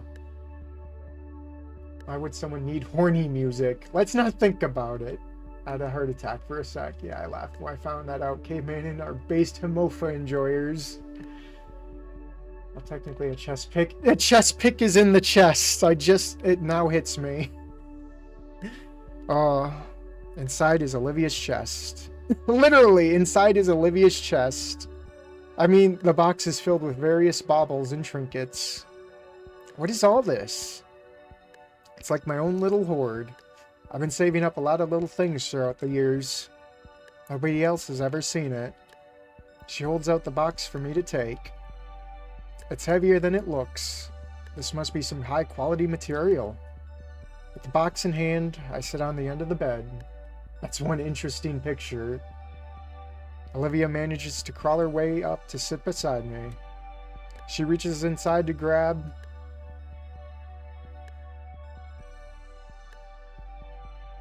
What was she grabbing? Or do I get to grab? Oh, this used to be Uncle's. Oh, she lets me grab. Okay. Oh, I should have. Let me back up. Let me back up. We're going to go through all of this. We're going through all of this. Unless we get to keep going. Oh, this used to be Uncle Randy's. Does the engraving mean anything? She shakes her head with a soft smile. Not really. He says it's harder to steal and hide stuff that looks unique. Really, I think he thought it looked cool and not tacky. Yeah, we're going to pick all of them. Actually, never mind. She collects teeth. She's definitely cool. Oh, my phone's at 1%, so see you all. All right, Bacon. Thanks for stopping in. Grab the pick. Grab the pick. We'll be grabbing everything. Oh, I think it looks cool. You would. All right. Okay, we get to pick through everything. So let's go with the teeth. We'll save this one for last. What's that? That's my first tooth. Wow, I never seen baby dino teeth up this close before. It's so tiny and sharp. What's that one? That's my 58th tooth. Your teeth grow back? Yours don't? Oh man, I can only imagine if she brushes or not. Oh my god. Humans. Stones. Oh hey. Oh, some of these look really cool. Of course they do. I picked all these out myself. Where do you get these? I pick them up whenever I see one. They're a dime a dozen. What are these? Just a couple of cool rocks I found around. I liked how they looked, so I kept them. I grab one of the rocks and give it a closer look. It's gray with thin brown lines all around it, and it's smooth to the touch. It'd be a perfect skipping stone. That one's my favorite. Tastes like salt.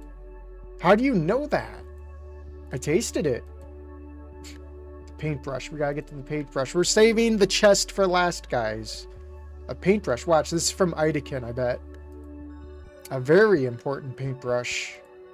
Olivia's lips turn upwards slowly as each bristle of the brush flicks away from her thumb.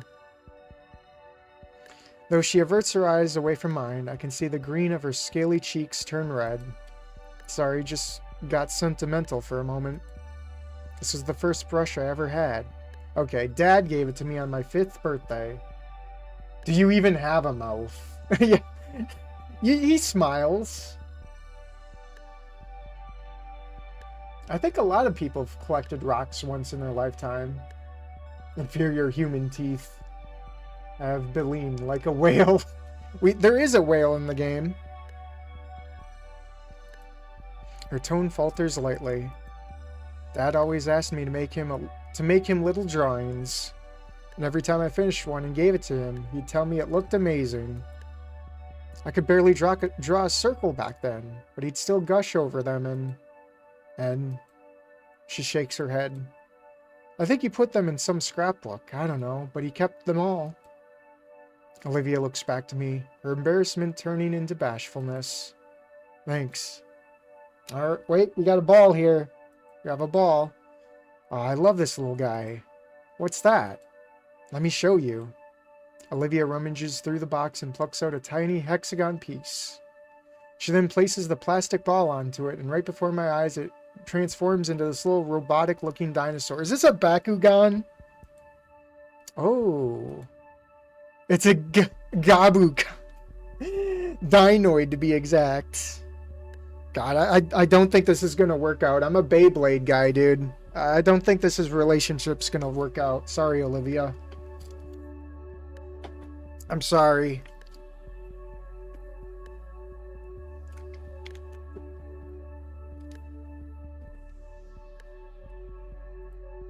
I was hooked on the show when I was younger, and I was always asking to get the toys for my birthday and Christmas.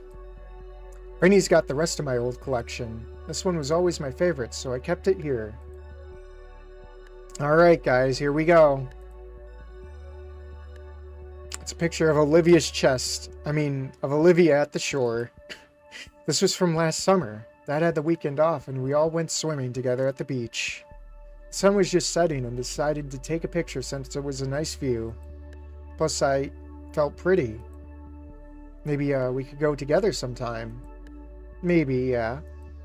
She places the photo back in the box. Minutes go by as Olivia continues showing off her personal little hoard. All tiny objects that Olivia's chosen to keep with her this whole time, eagerly explaining the significance of every little piece she's ever gotten locked away here. Your guy frowned when she said that. The Bakugan? Oh, I don't think even Inko plays Beyblades or Yu-Gi-Oh or whatever. God, Inko's so boring. He doesn't even play Pokemans. We met her dad in one of the endings. Bakugan, oh, that unlocks certain memories. I know. And then there's like Beat 'em On. Like, there's everything out there, man. I miss those days, man. By the time we're done, she's resting her muzzle on my shoulder. It's been a crazy long day. I'm pretty exhausted myself. Can you put this back on the dresser there? Sure. I gently move her off my shoulder, much to her muffled groans of protest. Inko is a normie who's into cape flicks. What do you expect? Magic the Gathering is better anyways. Then I carefully place the box back where it was on the dresser. A small friend pokes his nose curiously through the bars of his cage. Little Guts. Hey, little guy, long time no see. Were you napping? The black and white Murid replies with a series of squeaks. I like to think that he's saying he's glad to see me. Hey, Olivia. Aw, I'm pretty exhausted too. Bed's definitely off limits. That leaves either the floor or the couch outside. Or that beanbag chair looks pretty inviting right now. I slump into it, the beads inside scrunching under my weight as I settle in. It's soft. It smells a bit like paint in Olivia's hair. Does Olivia lie on this while she works? As I start to drift off, the last thing my weary eyes take notice is of Olivia sleeping soundly on her bed. Bro, guys, let's be nice to Inko. He probably has a Switch. Probably into Subway Surfer. With how emotionally draining this whole day has been for us, it's nice to see her looking so peaceful.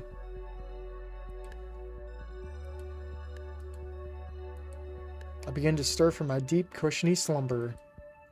Feels like there's something heavy across my stomach, stopping any ability to move. Someone throw a weighted blanket on me? Actually, it feels like whatever's on me is vibrating. Are we gonna get a special picture? What is it? Olivia? Okay. She's on me. My entire head grows hot as my brain tries to process the situation now. I promise this isn't a porn game, guys, okay? As she's her chest pressing close onto mine, I can feel her rhythmic breathing against my body.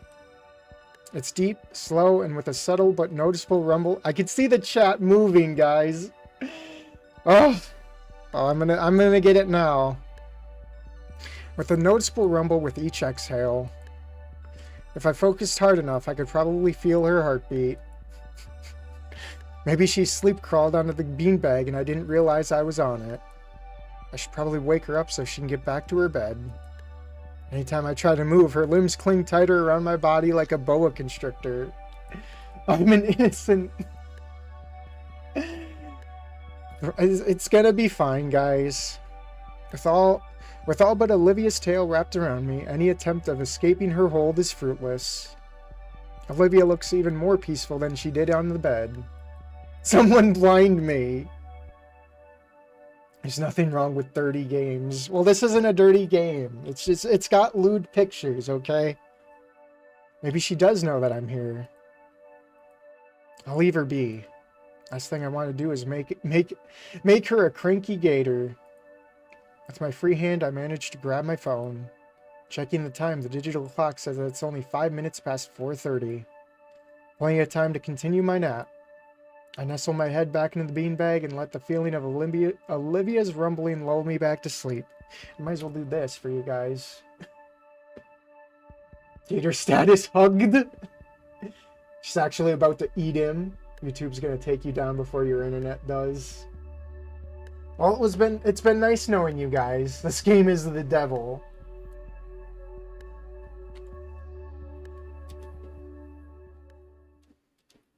This feels nice.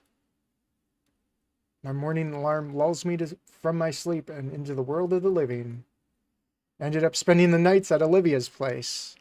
Randy and Sophia thought my parents would actually be worried that I stayed with strangers for the night. When my folks hadn't answered their phones, Sophia was left fuming. Randy didn't look as bothered, though, as the two calmed down after I made something up about a business trip. Honestly, I'm probably right anyways. I'm not reading... God, chat. I might as well get it out now, I guess. On the upside, I get to spend the night with Olivia. I got to spend the night. Last night, we even turned the living room into some kind of blanket and pillow fort. I felt childish to huddle up on the floor with Olivia and watch her play old computer games on the outdated TV. But I had more fun than I'd like to admit. Rewind back. No. You can rewind back. But now that Friday has rolled around, it was time for school. Olivia's wheelchair's out of commission until Randy could go get a replacement, meaning she'd have to miss out today. Given the state of both her emotions in the wheelchair, it'd pain me to have to go out without her and leave her all alone. Honestly, I don't want to be alone in my cold, empty house either. Miss Sophia's one hell of a cook. Last night she made a delicious meatloaf. Guess I know now who Olivia got her culinary skills from. Dang, already 2 hours in the stream. I'm at water break.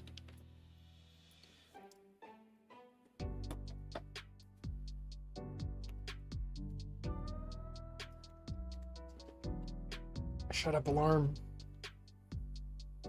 I rise from the couch, pulling the spare blanket off me.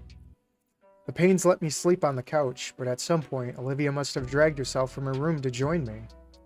As I try my best to get up without waking her, I pull out my phone and check the time. It's about the same time I normally wake up.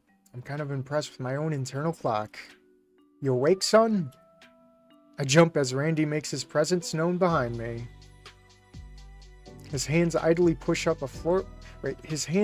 button up a floral shirt as he motions ahead towards the unconscious Gator laying on the couch. Guessing he has the early shift. She wasn't there when I went to sleep. Don't worry, I'm not accusing you. Damien's already up, and the kitchen's got cereal. Don't be late for school. I nod in response, taking a few moments to put my jacket and glasses on before heading to the kitchen. Even if I didn't remember where it was, it wouldn't be hard to find. Damien's busy slurping honeyed oats like a jet engine. Oh, Inko, you hungry? Before I even reply, the Dilophosaurus jumps out of his chair and makes for a nearby cabinet, procuring another bowl and spoon which he slides across the table. Inko, his shades is off. Where'd his shades go? Thanks. Most important meal of the day, man. Eat up. He gestures to the half-gallon of milk and box of cereal on the table. I take a seat across from Damien and pour myself a bowl. Normally, I'd skip breakfast on account of getting an upset stomach during PE. Then again, that could be my PTSD with the burritos talking. With a spoon in hand, I get a scoop of cereal and begin eating. You know, as far as cereals go, it's a little bland.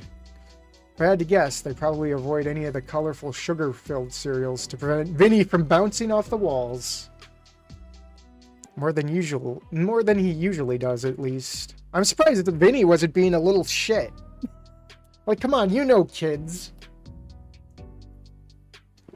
That is wild stylish Dilophosaurus.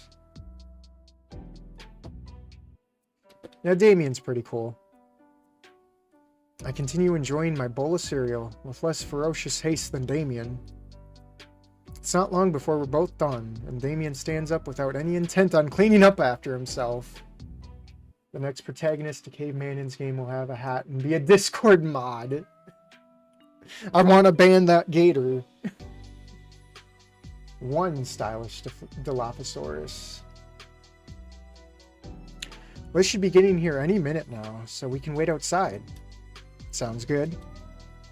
I take the time to rinse off our dishwares in the sink before anything else. Damien looks a little guilty as he realizes what I'm doing.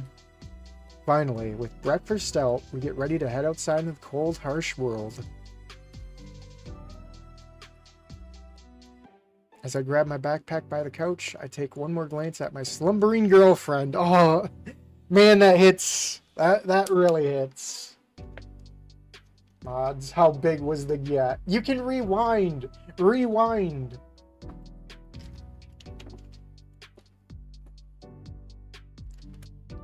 She's taken up the entirety of the couch now. The blanket we shared was falling away as she spread out at the spot I was just at. Should I give her a kiss goodbye? Or maybe fix the blanket for her? Oh my god.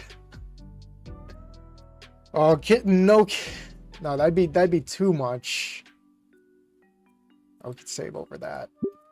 They'd be Tucker in.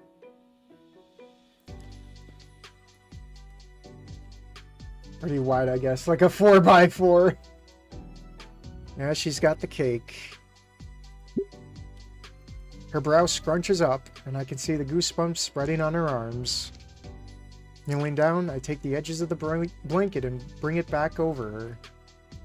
As I turn away from her, something catches my wrist. It's Olivia's hand. With her bleary eyes full of sleep, she looks at me, silently asking me to stay. Oh, Liz is here. His words make Olivia tighten her grip. Painfully tight. Ow, hey, I'll be back tonight, okay? She's fighting to stay awake with eyes fluttering and hand grip warning. Yeet her. No. Olivia. Promise?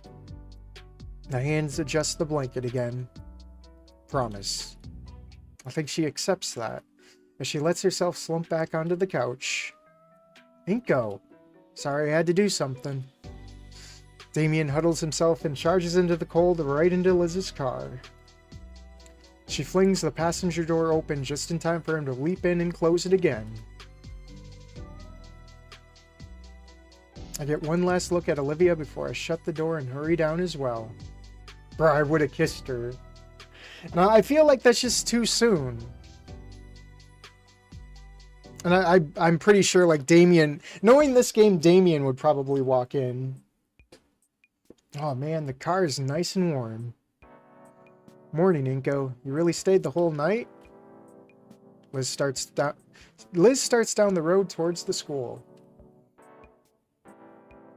Morning. Yeah, I didn't want to be alone in the snow. Let me...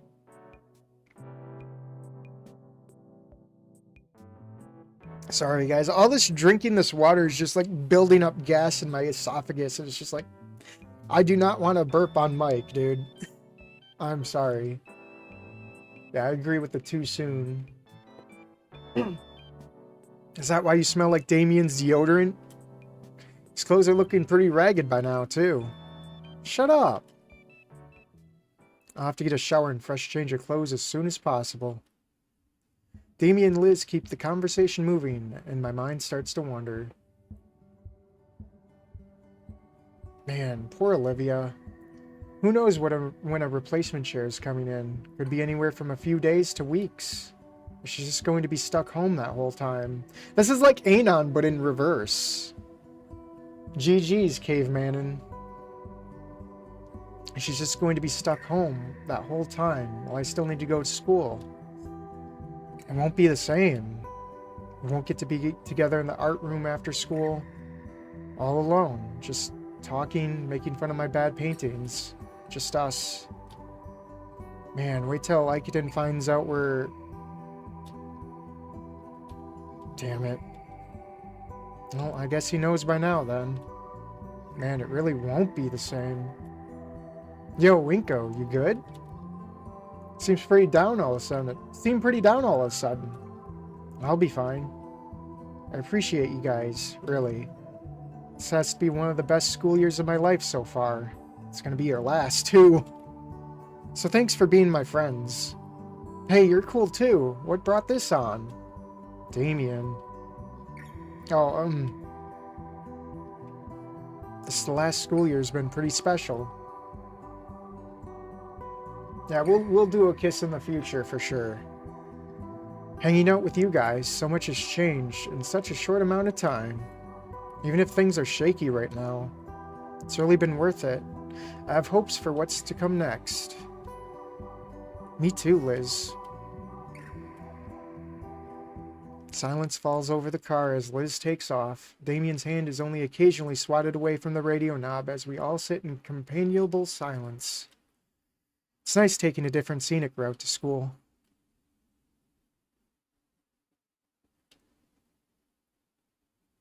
At school, the atmosphere is undeniably different. It's as talkative and rowdy as ever, but there's less of it. I don't know. Maybe it's just my mind playing with me. There's less color as well, like it's been drained just a bit. The layer of snow blanketing everything outside is partially to blame. Man, I was looking forward to making a snowman this year. Maybe I'll be feeling it later. Solly was as stern as ever in his class. Whether that's just that he doesn't care or his own form of respect is beyond me. But his hat was on just a little tighter than normal that day. Man, too many feelings today. Moping isn't going to get me anywhere. I'm halfway to second period when the question of Ikeden's replacement strikes me. Will we be getting just a few days off? There's no way they can just find a new teacher on such short notice. Class is probably going to be on hold for a while. His name's still on the door plate when I enter. Inside, many of the students chatter with each other normally. Some nervously glance up to the teacher's desk. I take my normal seat by the vacant desk of Olivia would normally be stationed. Period's gonna suck without her. Looks like all I got to look forward today is lunch with Damien and Liz. Speaking of changes, has Mia been seen since the typhoon? No, not yet. I know I've seen pictures from the trailer that she's in the dance scene, I guess. Like she's dancing with Inko. That's not spoilers, that's literally in the trailer. So, she'll probably be making a comeback. Man, the whole day's just gonna drag on. I just want to go back to Olivia. The bell rings.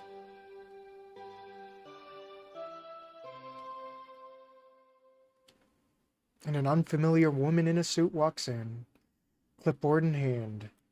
She nods at us all and starts reading mechanically from some script.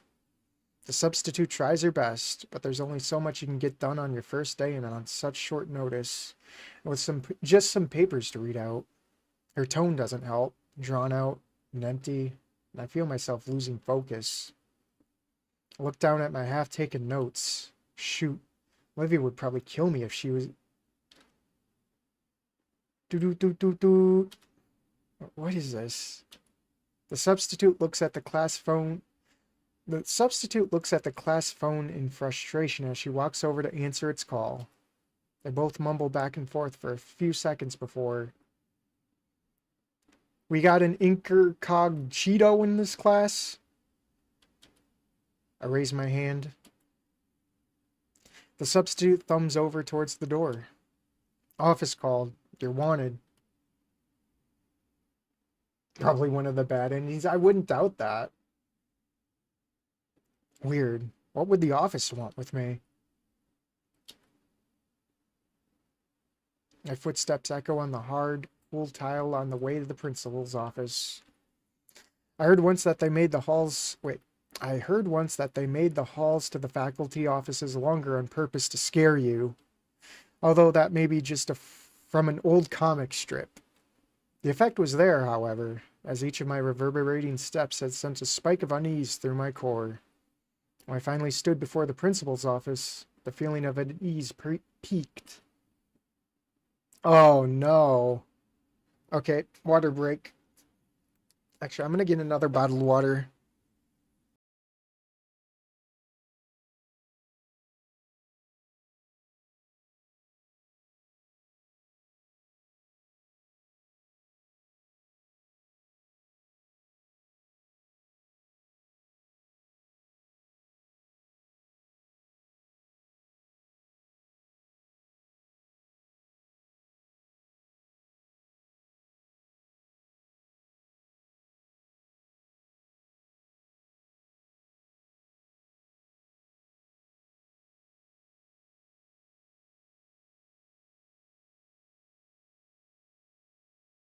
Alright. Bottle of water achieved. Slowly, I opened the door and inched myself inside. The principal was sitting behind her disorganized desk, blanketed with numerous sheets. And between me and her, Mia and Ben, looking back at me from their own chairs. You wanted to see me, Principal Scaler? Yes, Mr. Nito, there's some matters we need to discuss. She motions to the third chair in front of her. I take a seat as instructed next to Ben, who is more or less acting as a personal barrier between me and Mia. Mr. McKnight has informed me that there was an incident between you and Miss Moretti earlier this month. One in which school property was severely damaged. Yeah, it was near the start of the month, so why now? I look at Ben and Mia. I'm sorry, there were more persistent issues at the time, Inko. I had to keep pushing this back to handle things like the audit paperwork, and an excessively heavy breath leaves Miss Scaler's mouth. You should have given me the reports for this as soon as it happened. Miss Scaler... Oh, it's probably her that probably threatened to push it off for so long, I bet. Miss Scaler looks at Ben as he frowns. This needs to be solved by the end of today, Benjamin. Her tired eyes turn my way. Please, so that we can finish this as soon as possible. While she spoke, my focus was on Mia. And that smile crept across her face. From what Miss Moretti has told me, it was you who instigated it in the first place. Care to explain? What? Well, I mean, he did push her tail away. Principal Scaler, Mia was the one who... We're aware that she caused the damage, Mr. Nito. Oh. The older woman leans forward with pen and paper in hand. What we need to know is how this incident happened in the first place. I think we should hear Mia's side of the story first. Oh, you son of a... Since she was the one who had inadvertently caused the damage, after all. Yeah, what a fucking simp. Get out of here, Ben. The red-scaled girl nods, holding out her hands as she begins. Miss Scaler, I was just trying to talk with Olivia that day. When out of nowhere, Inko shows up and starts getting on my case. I was trying to tell him that me and Olivia were just working on a project when... Bam! He just whips out his camera and blinds me with it. What? Didn't she slap herself in the face with a tail-mounted glitter bomb? Because I couldn't see, I kept running into things, even knocking things over. I didn't mean to do that, Miss Scaler. I know I have a temper, and trust me, Ben's been helping me work on it, but you can't blame me for going around like a headless chicken. She can't be serious. I look to the principal and see that she's just listening to her lie right through her teeth. And this ain't even the first time he's done this. I tried talking to Olivia back in September, and he pulled her away. I swear, he's been out for me ever since the first day of school. Never trust the parasaurs. Principal Scaler, that... Shh! My jaw slams shut bitterly as the principal denies me the chance to defend myself. Her eyes turn downward to a particular stack of papers atop her desk, carefully scanning one page and flipping to the next. The silence of the room is unnerving as she flips through page after page, finally breaking the quiet by clearing her throat. Now, Mr. Nito, you can give me your side of the incident. Taking a deep breath, I reiterate what Olivia and I had told to our former art... because the only person who actually, knew what happened is dead, so this is gonna even suck more. And besides, why are we listening to Mia anyway? Doesn't the school have cameras? Why is this bullshit even happening in the first place? This is stupid. I want to hug that porcupine. Hey, Howlin'. This is fucking stupid.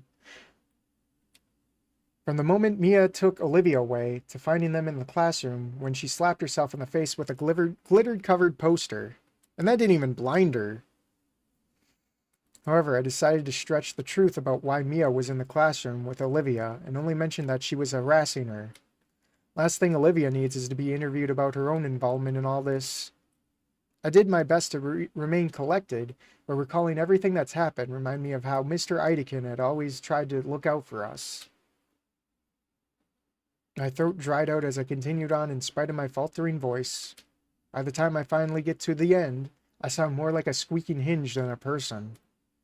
Oh, she is pissed. Mr. Nito. Principal Scareler's voice brought me back from my memories and into the room. Mia was sneering at me. Ben's brows were knitted together in worry. And the principal? Thank you, that's all I needed to hear. She moves around from her desk, the sheets of paper she had been looking over in her hands once more. The principal stands directly in front of us with an unreadable expression. In addition to the report itself, our Ideken left behind his account of what happened. Oh, thank God. In it, he describes Mia's actions as openly hostile and intentional. Actions that were only interrupted once he used... Scaler sighs in astonishment. Once he used the estrus taser. However, it seems Ideken left some things out of his report. There's no motive for anything that's happened, no matter who was at fault.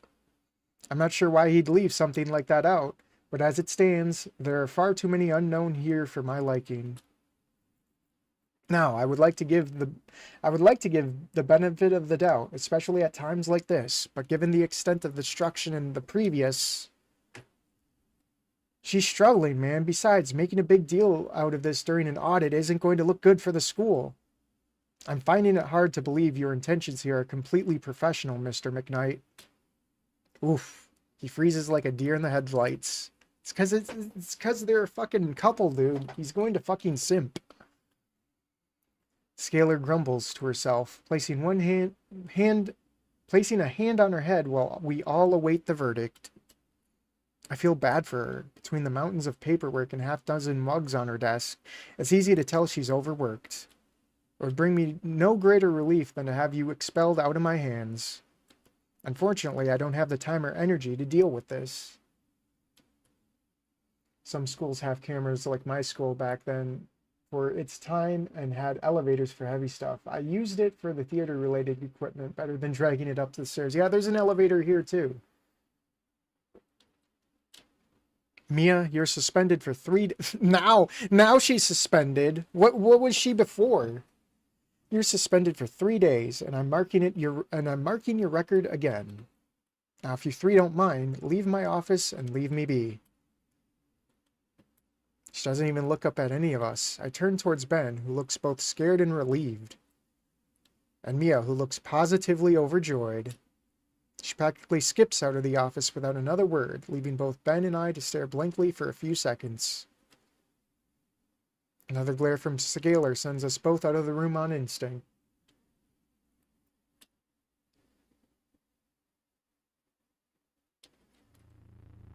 Seriously? That's it? It all hits me at once. She just gets to walk away? After everything she did to Olivia, she gets the equivalent of the slap on the wrist.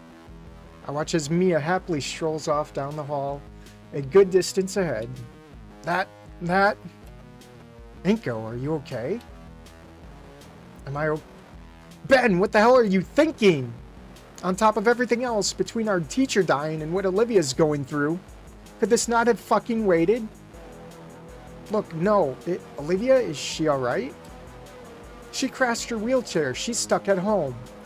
She can barely even leave her room, let alone the house, and you're over here playing games with interpersonal drama like a school child. Inko, I'm sorry. Are you? Because here you are dragging me halfway across the school so that crazy bitch can use me as a scapegoat when I just want to go home. And you're helping her by being her lawyer. Holy shit, dude. I used to have respect for you. Look, it's not like that. Then how is it? It's hard to explain. You know what? I'm already drained. I don't have the energy to spend on this. Inko, nobody's actually in trouble. It's fine. My withering glare does its job as Ben reluctantly backs down. Look, man, it's for the best. For you, for Olivia, for the school. I can't believe this. Now I know why Olivia hates you. I feel a cruel satisfaction as my words lash at Ben, his face growing more distraught. Get your shit together, man. I turn to leave and get away from everything. Inko, please, you don't understand. Yeah, I really don't. Just listen to me, okay? No. With nothing else left to say, I leave without bothering to look back. By now it's about lunchtime, meaning I can hang out with Damien and Liz. N3? Don't spoil it, dude. Eyes of hate. Well, I really don't want to spoil you, but you literally don't have to worry about Mia. Alright. Definitely needed after all this. After school, I took the metro back home to shower and put on some new clothes. As it turns out, my parents really were on a business trip for the weekend, as indicated by the sticky note on the fridge.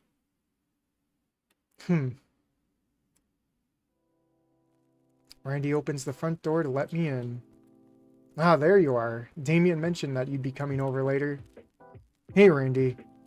Say, Inko, I was wondering if you wouldn't mind shoveling the snow off the driveway when you can. Would really appreciate it, and I'll even pay you a couple bucks for it.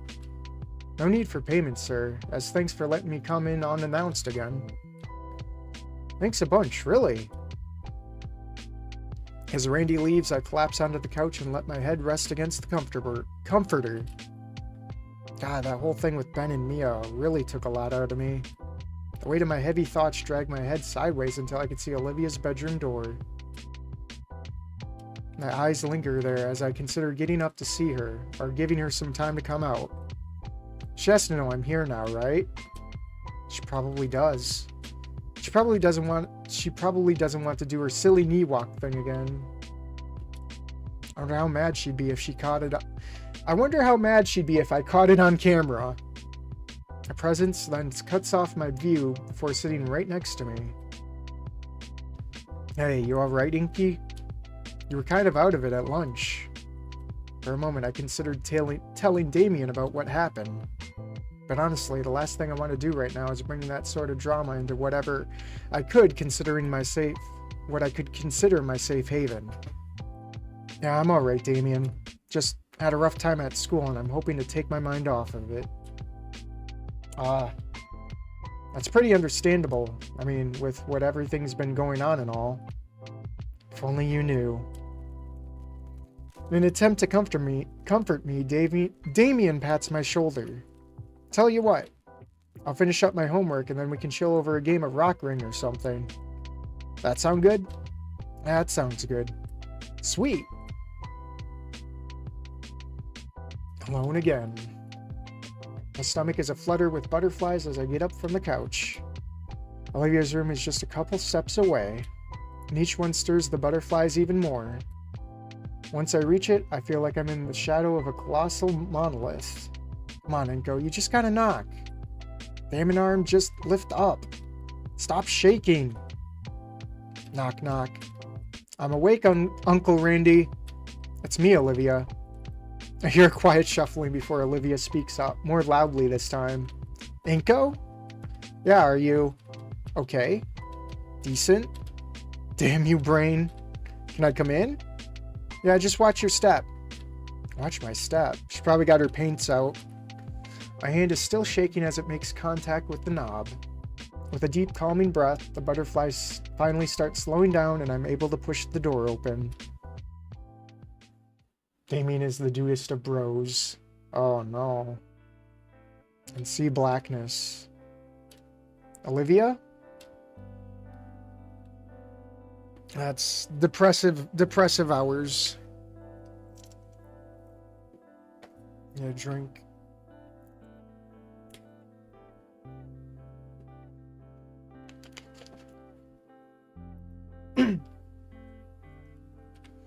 The room is extremely dark. The only source of light is coming from the entryway. I have to take my sunglasses off in an attempt to see through the darkness better. Olivia, the heck happened in here? Why is it so dark? I make out Olivia's shape in her bed. No, no reason. Just been playing games all day in the dark. Thought it'd be fun. Well, I'm turning on the light. No, don't. You'll ruin it. The room flickers to life. Olivia's bed has been rearranged into a nest of blankets with her in the middle.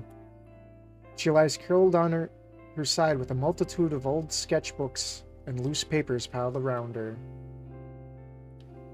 Quite the setup. Hi. Hey, well, that's cute, but how did you get so Olivia weakly shields herself under her covers. Is this paint, Olivia? Did you paint over your windows? Yes, I did, and I'm proud of it. Why did you go and do that? The light coming in offended my blackened heart, and my window became a canvas into the new darkness in my life. I am now my own greatest work of art, a living piece of despair. Oh, Raptor Jesus. Olivia, you're not a living art exhibit. You got sad and painted your window black. It's a performance piece. Now turn the lights back off. Not happening. I go and sit by her on the bed. She leans up a little and offers a spot closer to her. Hey, you okay? I don't know. I take the spot, feeling the bed sink beneath me.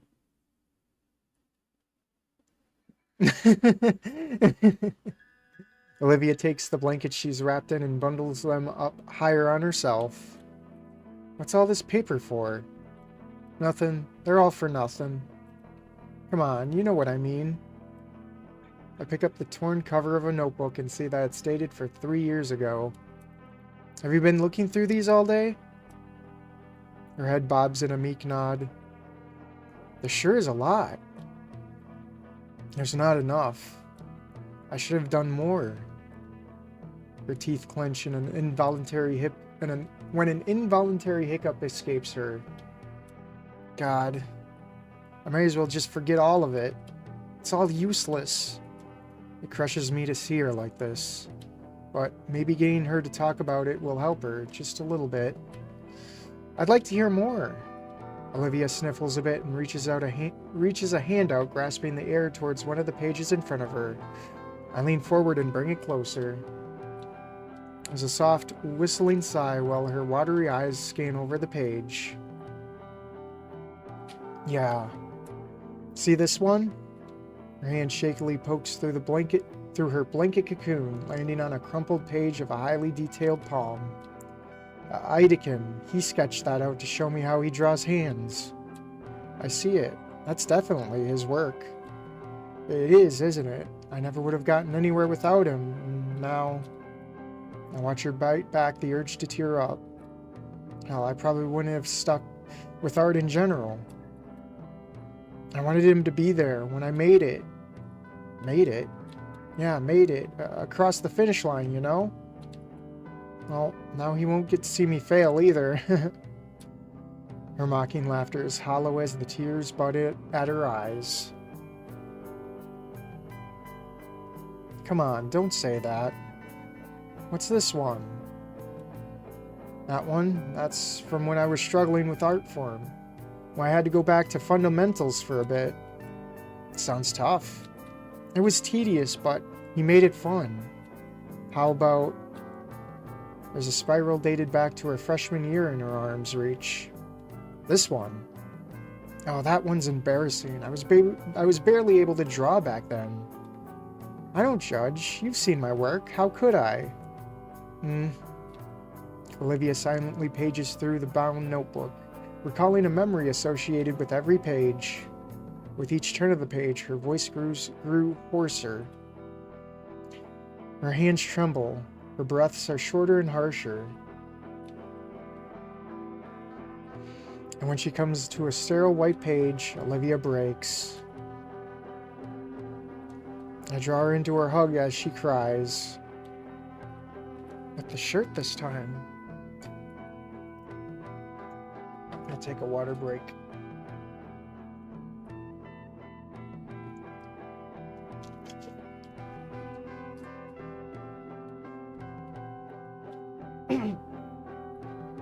poor girl crumples completely. All her energy is now going to her sorrowful wails. My own eyes sting, but I have to be strong, for Olivia's sake. There's no words to her cries, only her regrets, an anguish-given voice and loud screams. Those don't last, her voice gives out, finally spent. She's now left simply letting her tears flow freely into the blanket in my jacket. The notebook that she's held on tightly finally releases, her tense grip having broken the binding and letting the pages drift downward individually. That's adorable.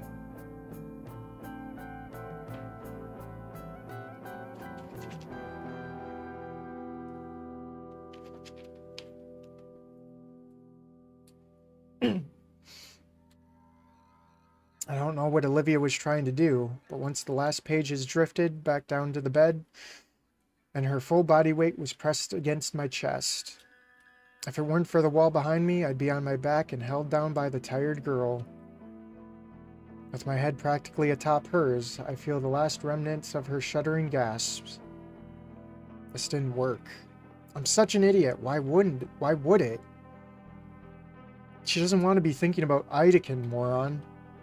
Okay, plan B. I clearly can't do this alone.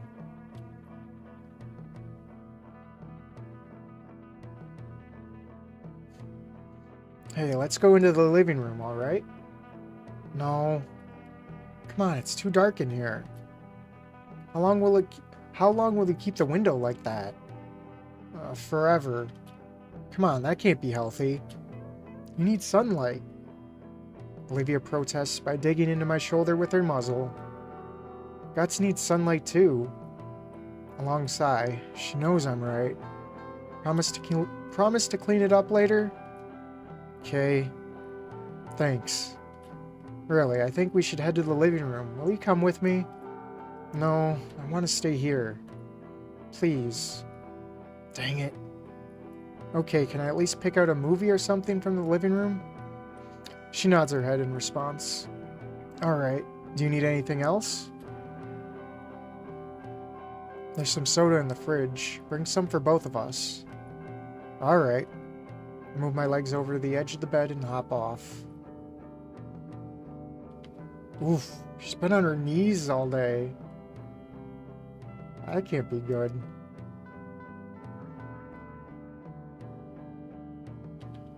Olivia gasps as the blanket comes up with me. Oh my god. You weren't supposed to see that.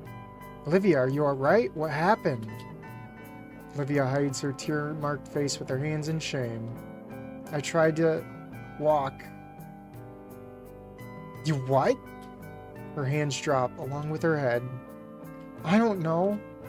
With eyes drained of life, she stares at the mess of papers before her. Everything's gone. Nothing makes sense anymore. All I have is this hollow feeling.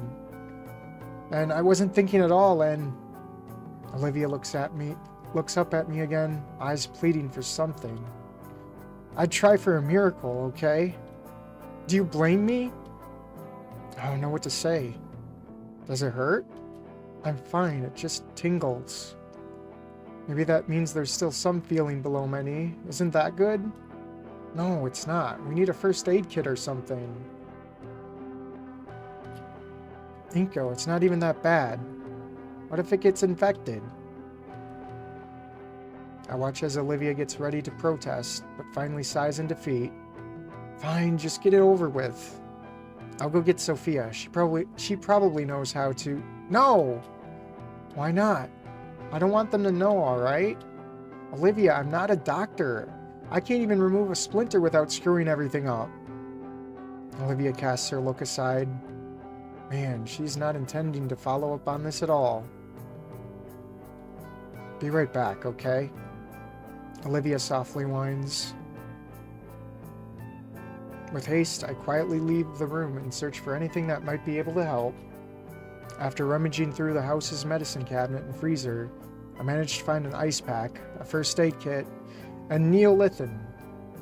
Damien's not around. He's probably in his room still. Alright, this should hopefully be enough. I return to find Olivia exactly where I left her. The first aid kit is placed on the bed next to her. Olivia averts her gaze away from me as I tend to her wound. Grabbing the Neolithin, I squeeze a dollop of the Pixie's. Pixie's subbed with his other account. Okay, Pixie. Way to break the mood here. I'm sorry. Grabbing the Neolithin, I squeeze a dollop of the medicinal cream on the injury and spread it evenly. Then I apply the ice pack to the wound and wrap the whole thing up with gauze, making sure not to make it too tight. Although my work is clumsy, it takes 3 or 4 tries and maybe 10 minutes to get it right.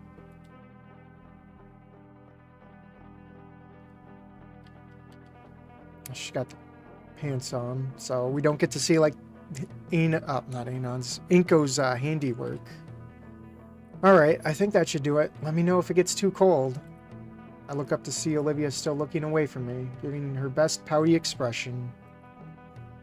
I know you don't like being taken care of, but I don't want you to get hurt. Yeah, well, it's still weird. I place a gentle hand on the side of her snout, gently coaxing her to look back at me. Feeling better? She still tries to look annoyed, even as I use my thumb to caress her cheek. Eventually, the last of her defenses fall, and a faint, pained smile forms across her face as she nestles further into my hand. Yeah, a bit. Good. With that taken care of, I finally breathe a sigh of relief. Now to figure out the next issue. I'll get her to the living room. She's definitely not going to do her silky knee walk, not with how her knee currently looks with the world's largest grape. I left only one real option. Forgive me, legs, for what you're about to go through. Come on, picture, picture, picture. Boo! Don't rob me, dude. Come on.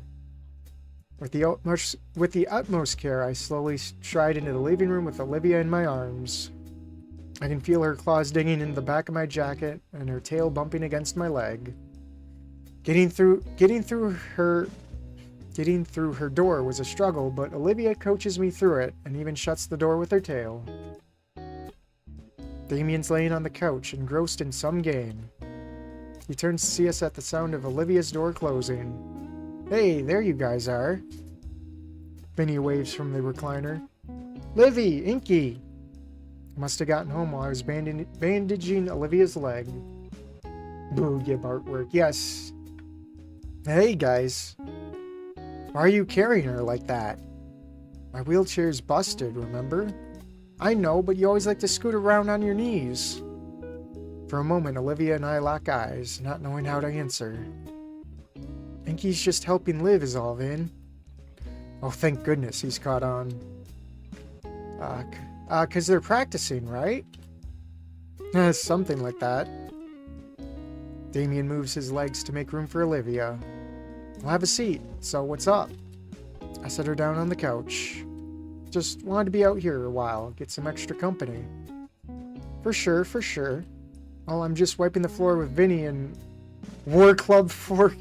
Instead of 40k, it's 40M. Warhammer reference. He's not. Might switch over to something else soon if the Spore Fest doesn't end. The Mr. Beast enjoyer. You want to give it a shot? The comment is directed at Olivia.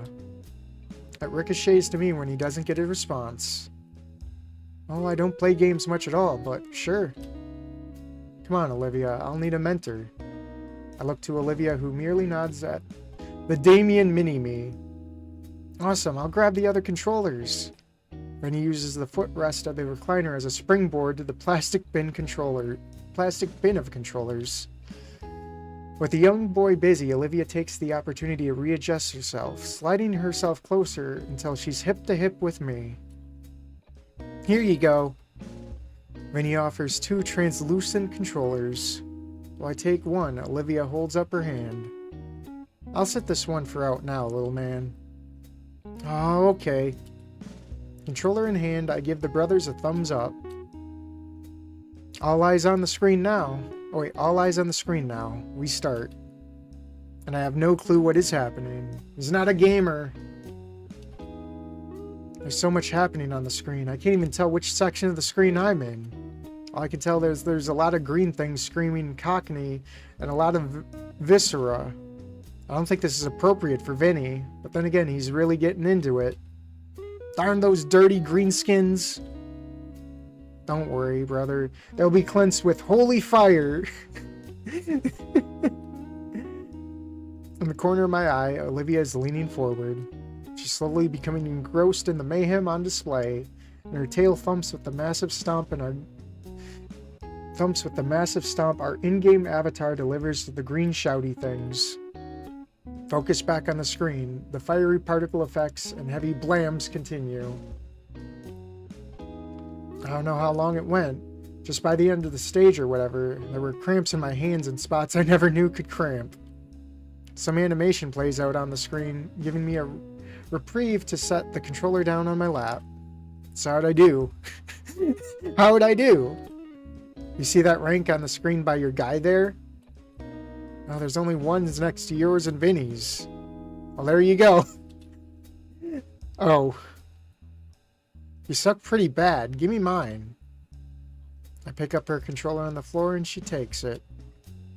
With some practice motions, she enters the match. Alright, I'll show you how you really play this game. Now with Olivia in our squad, she manages to pick up my slack. Watching Olivia play, and with her tutorship, I began to get the hang of the game. Xeno hater. For a minute, I look away from the virtual bloodshed and see that Olivia's enjoying herself. Surrounded by her folks playing the silly game for a few hours. Just for a while, she's feeling a little better. A few games later, there's a knock at the door. Vinny jumps up to get it. Hi, Dad! The figure stumbles through the blizzard and removes his heavy jacket. Did we not shovel the driveway? Jeez, this weather. Hey, all. Inko, didn't expect you to still be here. Good evening, Randy. Randy tosses down the bag of salt that's on his shoulder to the living room floor with a loud thud. Playing games together, I see. Hope that means you all got your homework all squared away. That's taken care of. Vinny threw his in the garbage disposal, though. I didn't. See, he's denying it. Haha, war club, huh? Probably got more use out of that game than me by now. Now your record's still there. You want to join us? Damn, having a parent that game is so cool. Kind of wish my parents or my mom still gamed. She's beyond that now. It kind of sucks. Randy sucks the air through his teeth. Tempting. Very tempting. But it's my turn to figure out dinner tonight. Aw, come on, Pops. You barely get time to relax like this. I know, but the rules are the rules. Plus, I'd hate to have your mom cook after enduring all that cold. Poor thing's more frozen than an ice cube. Something warm does sound good right about now. I just remembered. Hold on, I think I got something. Aha! I hold out the coupon I was compensated with from the art contest. Make pizza rolls for dinner. 2 large, 2 topping pizzas for $13. I'm unsure. Oh, that means we gotta go to Dynamo's. I'm unsure if Damien or Vinny's face lights up more at the mention of pizza, but Randy outshines both by the insane price drop. Even Olivia's heartbeat slightly intensifies. Holy moly, that real? Pass it over to him. Watch it be expired. That'd be crazy. I've been saving it for a while. Seems like a pretty good time. Well, alright, let's make a pizza party then. Randy takes a moment to dial the number and make the order. I go to check in on Olivia, who's just ecstatic as the Payne brothers. It's just pizza, no need to hyperventilate. I so need this right now. It'll still be a half an hour. What's your favorite? Anchovy. Oh, no. No, it's over. It's over. I can't do anchovies. I'll do pineapple before anchovies. Really? Yeah, they don't sell them much these days, though. Something to keep in mind. Randy finishes his call and gives a celebratory fist bump. You're a lifesaver, Inko. I was planning on getting together some sashimi or something. Sophia said she finally wanted to try my specialty. You anchovies. Wait, Dynamo's thing.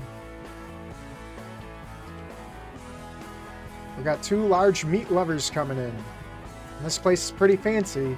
They got that stuff you like, Olivia. So I asked for an extra pie, piled high with as much as they could put on it.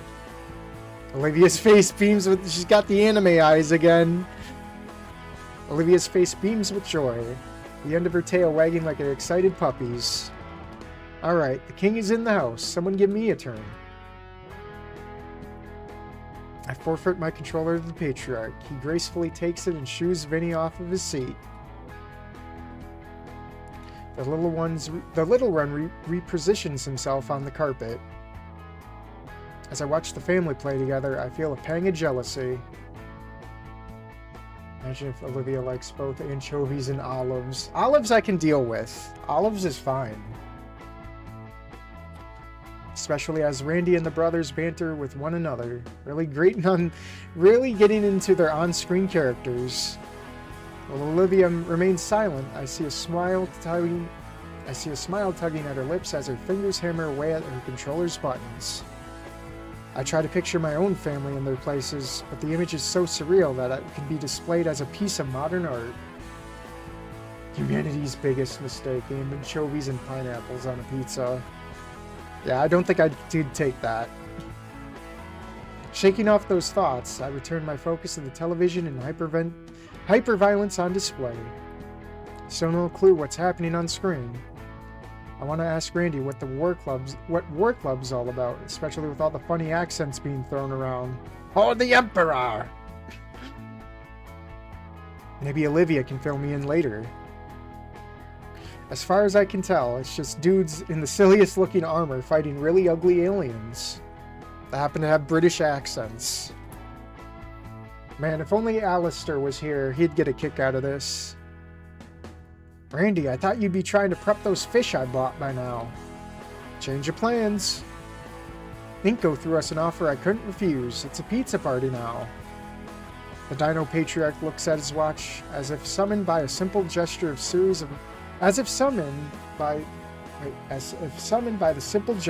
series of knocks sound off at the front door.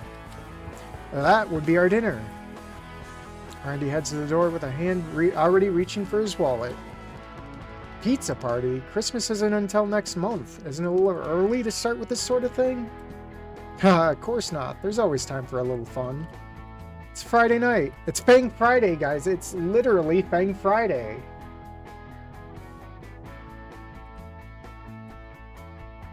Like, for real, it's Fang Friday today. Randy returns with the boxes stacked on his arms. Let's dance. He sets the boxes on the kitchen table and hands his wife the used coupon. Wow, alright then. Yo, Killer 7 reference? What do you mean Killer 7 reference? I haven't played that game. Blood for the Blood Throne. I'm probably going to end the stream kind of after this little shindig right here just because it's getting quiet hours and this game really like makes me very animated. I might do a post stream though, make maybe a little bit quieter. I don't know. Shit, it is Friday. What a coincidence. Well, we started with Wani Wednesday and we're here now. Wow, alright then. See? Okay, everyone, get a plate. Okay, everyone, get a plate and get some. Feel free to make a mess if you want cleanup duty. Damien and Vinny leap from their positions and have their plates in a blink of an eye. The air is filled with the delicious scent of sauce and cheese as Randy opens up all the boxes. Damien and Vinny immediately dive for the meat lovers pizza like ravenous sharks. The pepperoni and sausage pizza on the table looks appetizing, but Randy passes a plate with a slice of anchovy pizza over to Olivia. Thanks, Uncle. Thanks, Uncle Randy. Dang, the anchovy one actually looks pretty good. I don't want to get up for my own plate, though. Say, Olivia, could I try one of... Uh-oh. Mine! It's Fang all over again! Don't break my heart like this, man. Oh my god. Yeah, they said it was twice the length. Dang, we're at 80 viewers. Oh my god, I just teared up a little bit.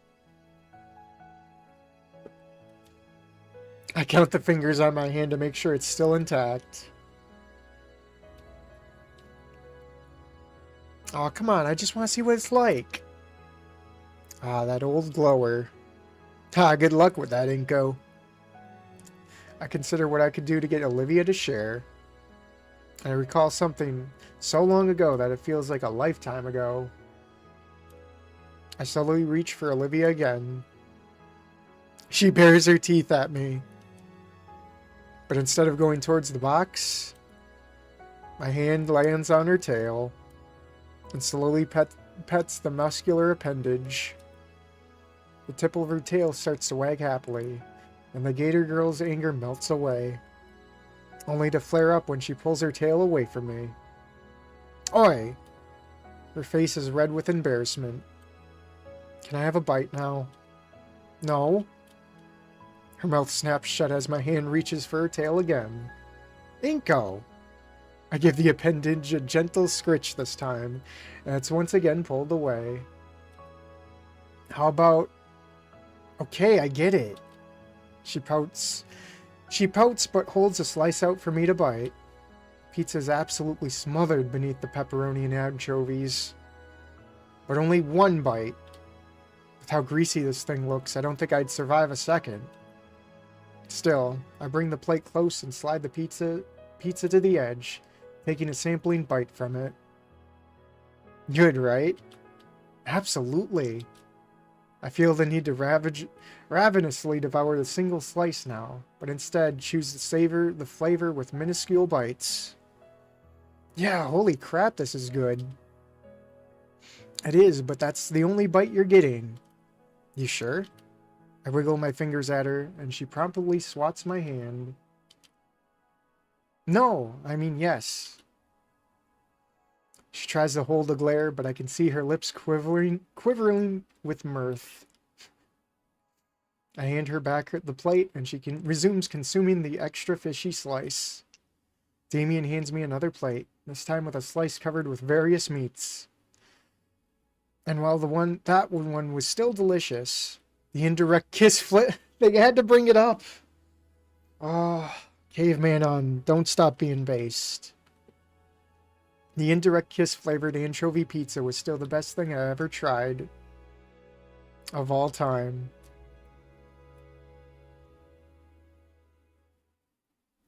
The festivities continued even after the pizzas were finished. I never have pizza often, but whoever this Mo fella is, hands down makes the best in town. For sure. Indirect kissu.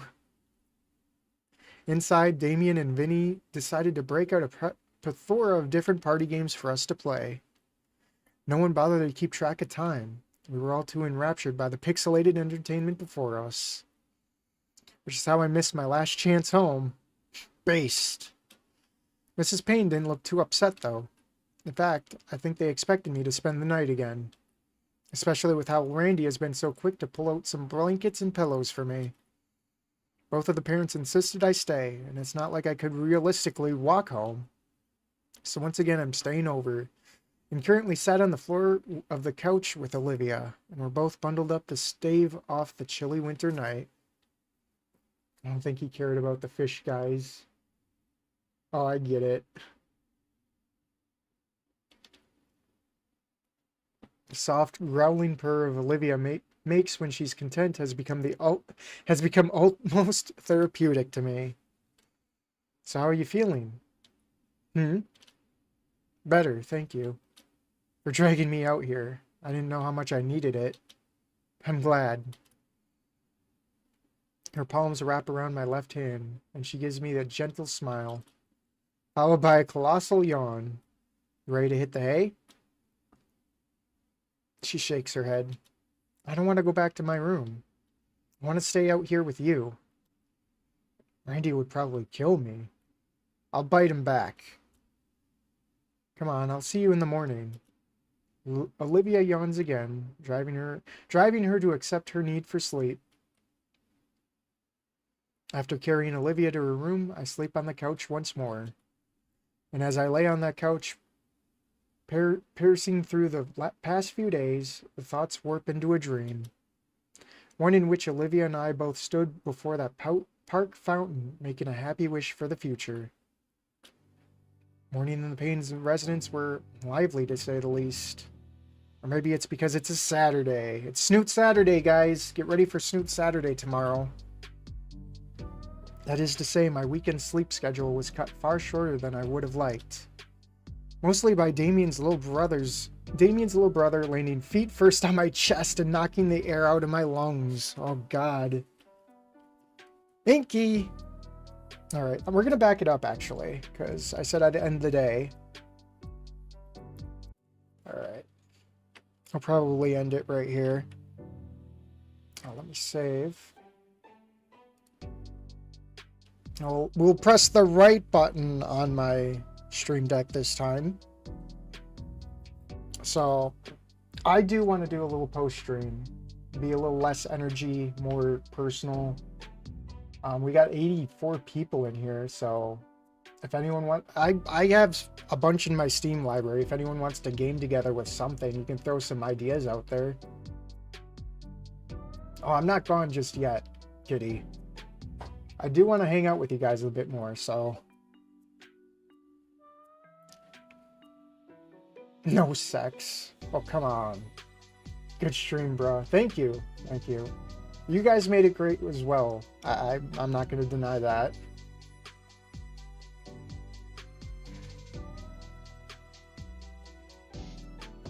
See you all tomorrow. Well, if you wanna drop out, you're not obligated to stay. But I do want to throw another pro stream up. Maybe have fun with you guys. Play some games. Shoot the shit.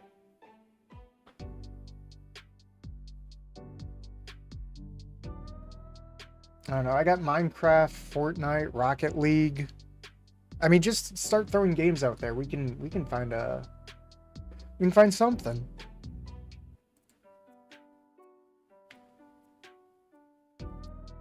I got a bunch of Discord messages. Hold on, let me message my friend real quick.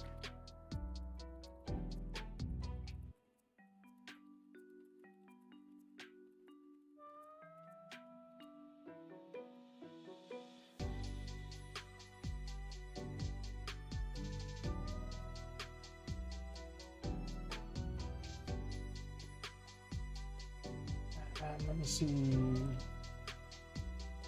I may be down for a survival run if you want to attempt one after your stream. Oh, Joker's inviting me to some Division. Yeah, we're gonna do some. How would you rate the game? I'd rate it, buy it right now. I'd be pointing a gun at you and saying, buy it. Do you think it's worth $15? Yes. Anything's worth it for Caveman. But I wonder if we're at the last stretch, since, you know, it's Christmas is in a month, and there's definitely prom night in the game. Yeah, there's probably still a big chunk to go, I swear. Let me see if Joker's still on.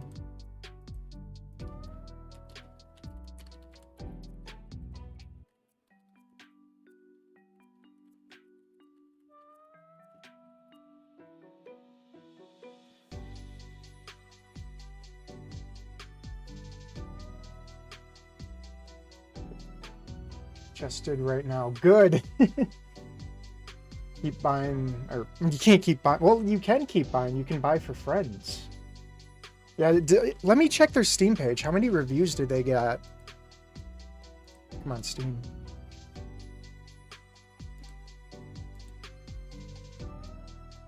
How many reviews you got? 277. We're getting up to 300. I know this is petty, but I kind of hope it kind of passes Goodbye Volcano High, just for the ha-has and shits and giggles. Joker's here. Welcome back, Joker.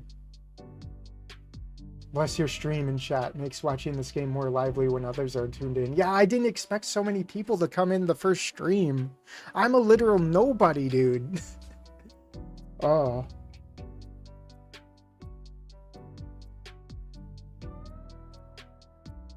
But yeah, I might do some, The Division with Joker. I'll probably be post-stream. Thanks, you're a gift from God for doing this, my friend. Oh, I was gonna do this, there was no question. I was streaming this game because I love Caveman's work. Man, I don't know where I'd be without, like, Snoop Game. Just the whole franchise, I guess. I guess that wouldn't be possible without Goodbye Volcano High either, so I have to give a lot of thanks to Co-op for that. Nobody's nobody. I'm still gonna sell myself short. You're gonna hate me. I'll still sell myself short at 10,000 subs. It's just who I am. The first or second division. We're gonna play the first one because I got the season pass on sale. We're gonna do a survival run. Are you in, Chrisnario? I said I'd butcher your name, and I'm gonna. Unintentionally, of course. I mean, the first one's like $5 anyway. Give yourself credit. I think a lot of the people tuning in because of your commentary and narration. Dude, I stutter like almost every other sentence sometimes. I was struggling last stream. My God. It's kicking myself in the ass.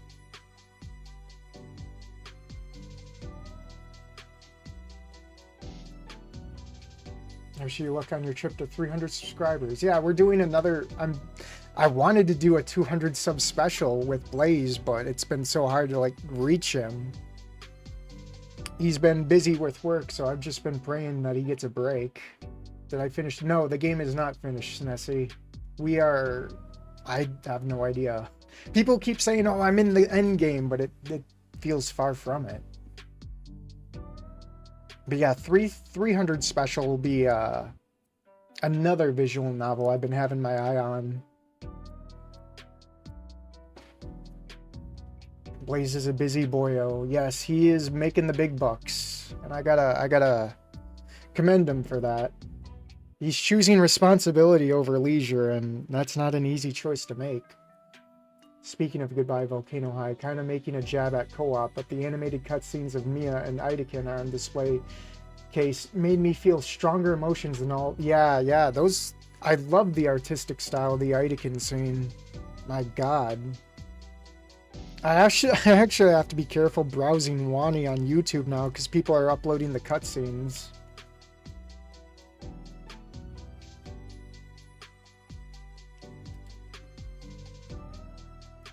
God, I'm not even reading like all the posts on Steam on the the Wani forums there. I'm not even looking at any of them because I don't want to be spoiled, and it's killing me because I want to like engage. I just want to read. Oh God, there was a recent announcement saying this version of the game broke safe, so we're rolling back to the old version. Sorry for the inconvenience. Oh boy, I'm in danger. Oh God. Oh God. Not good.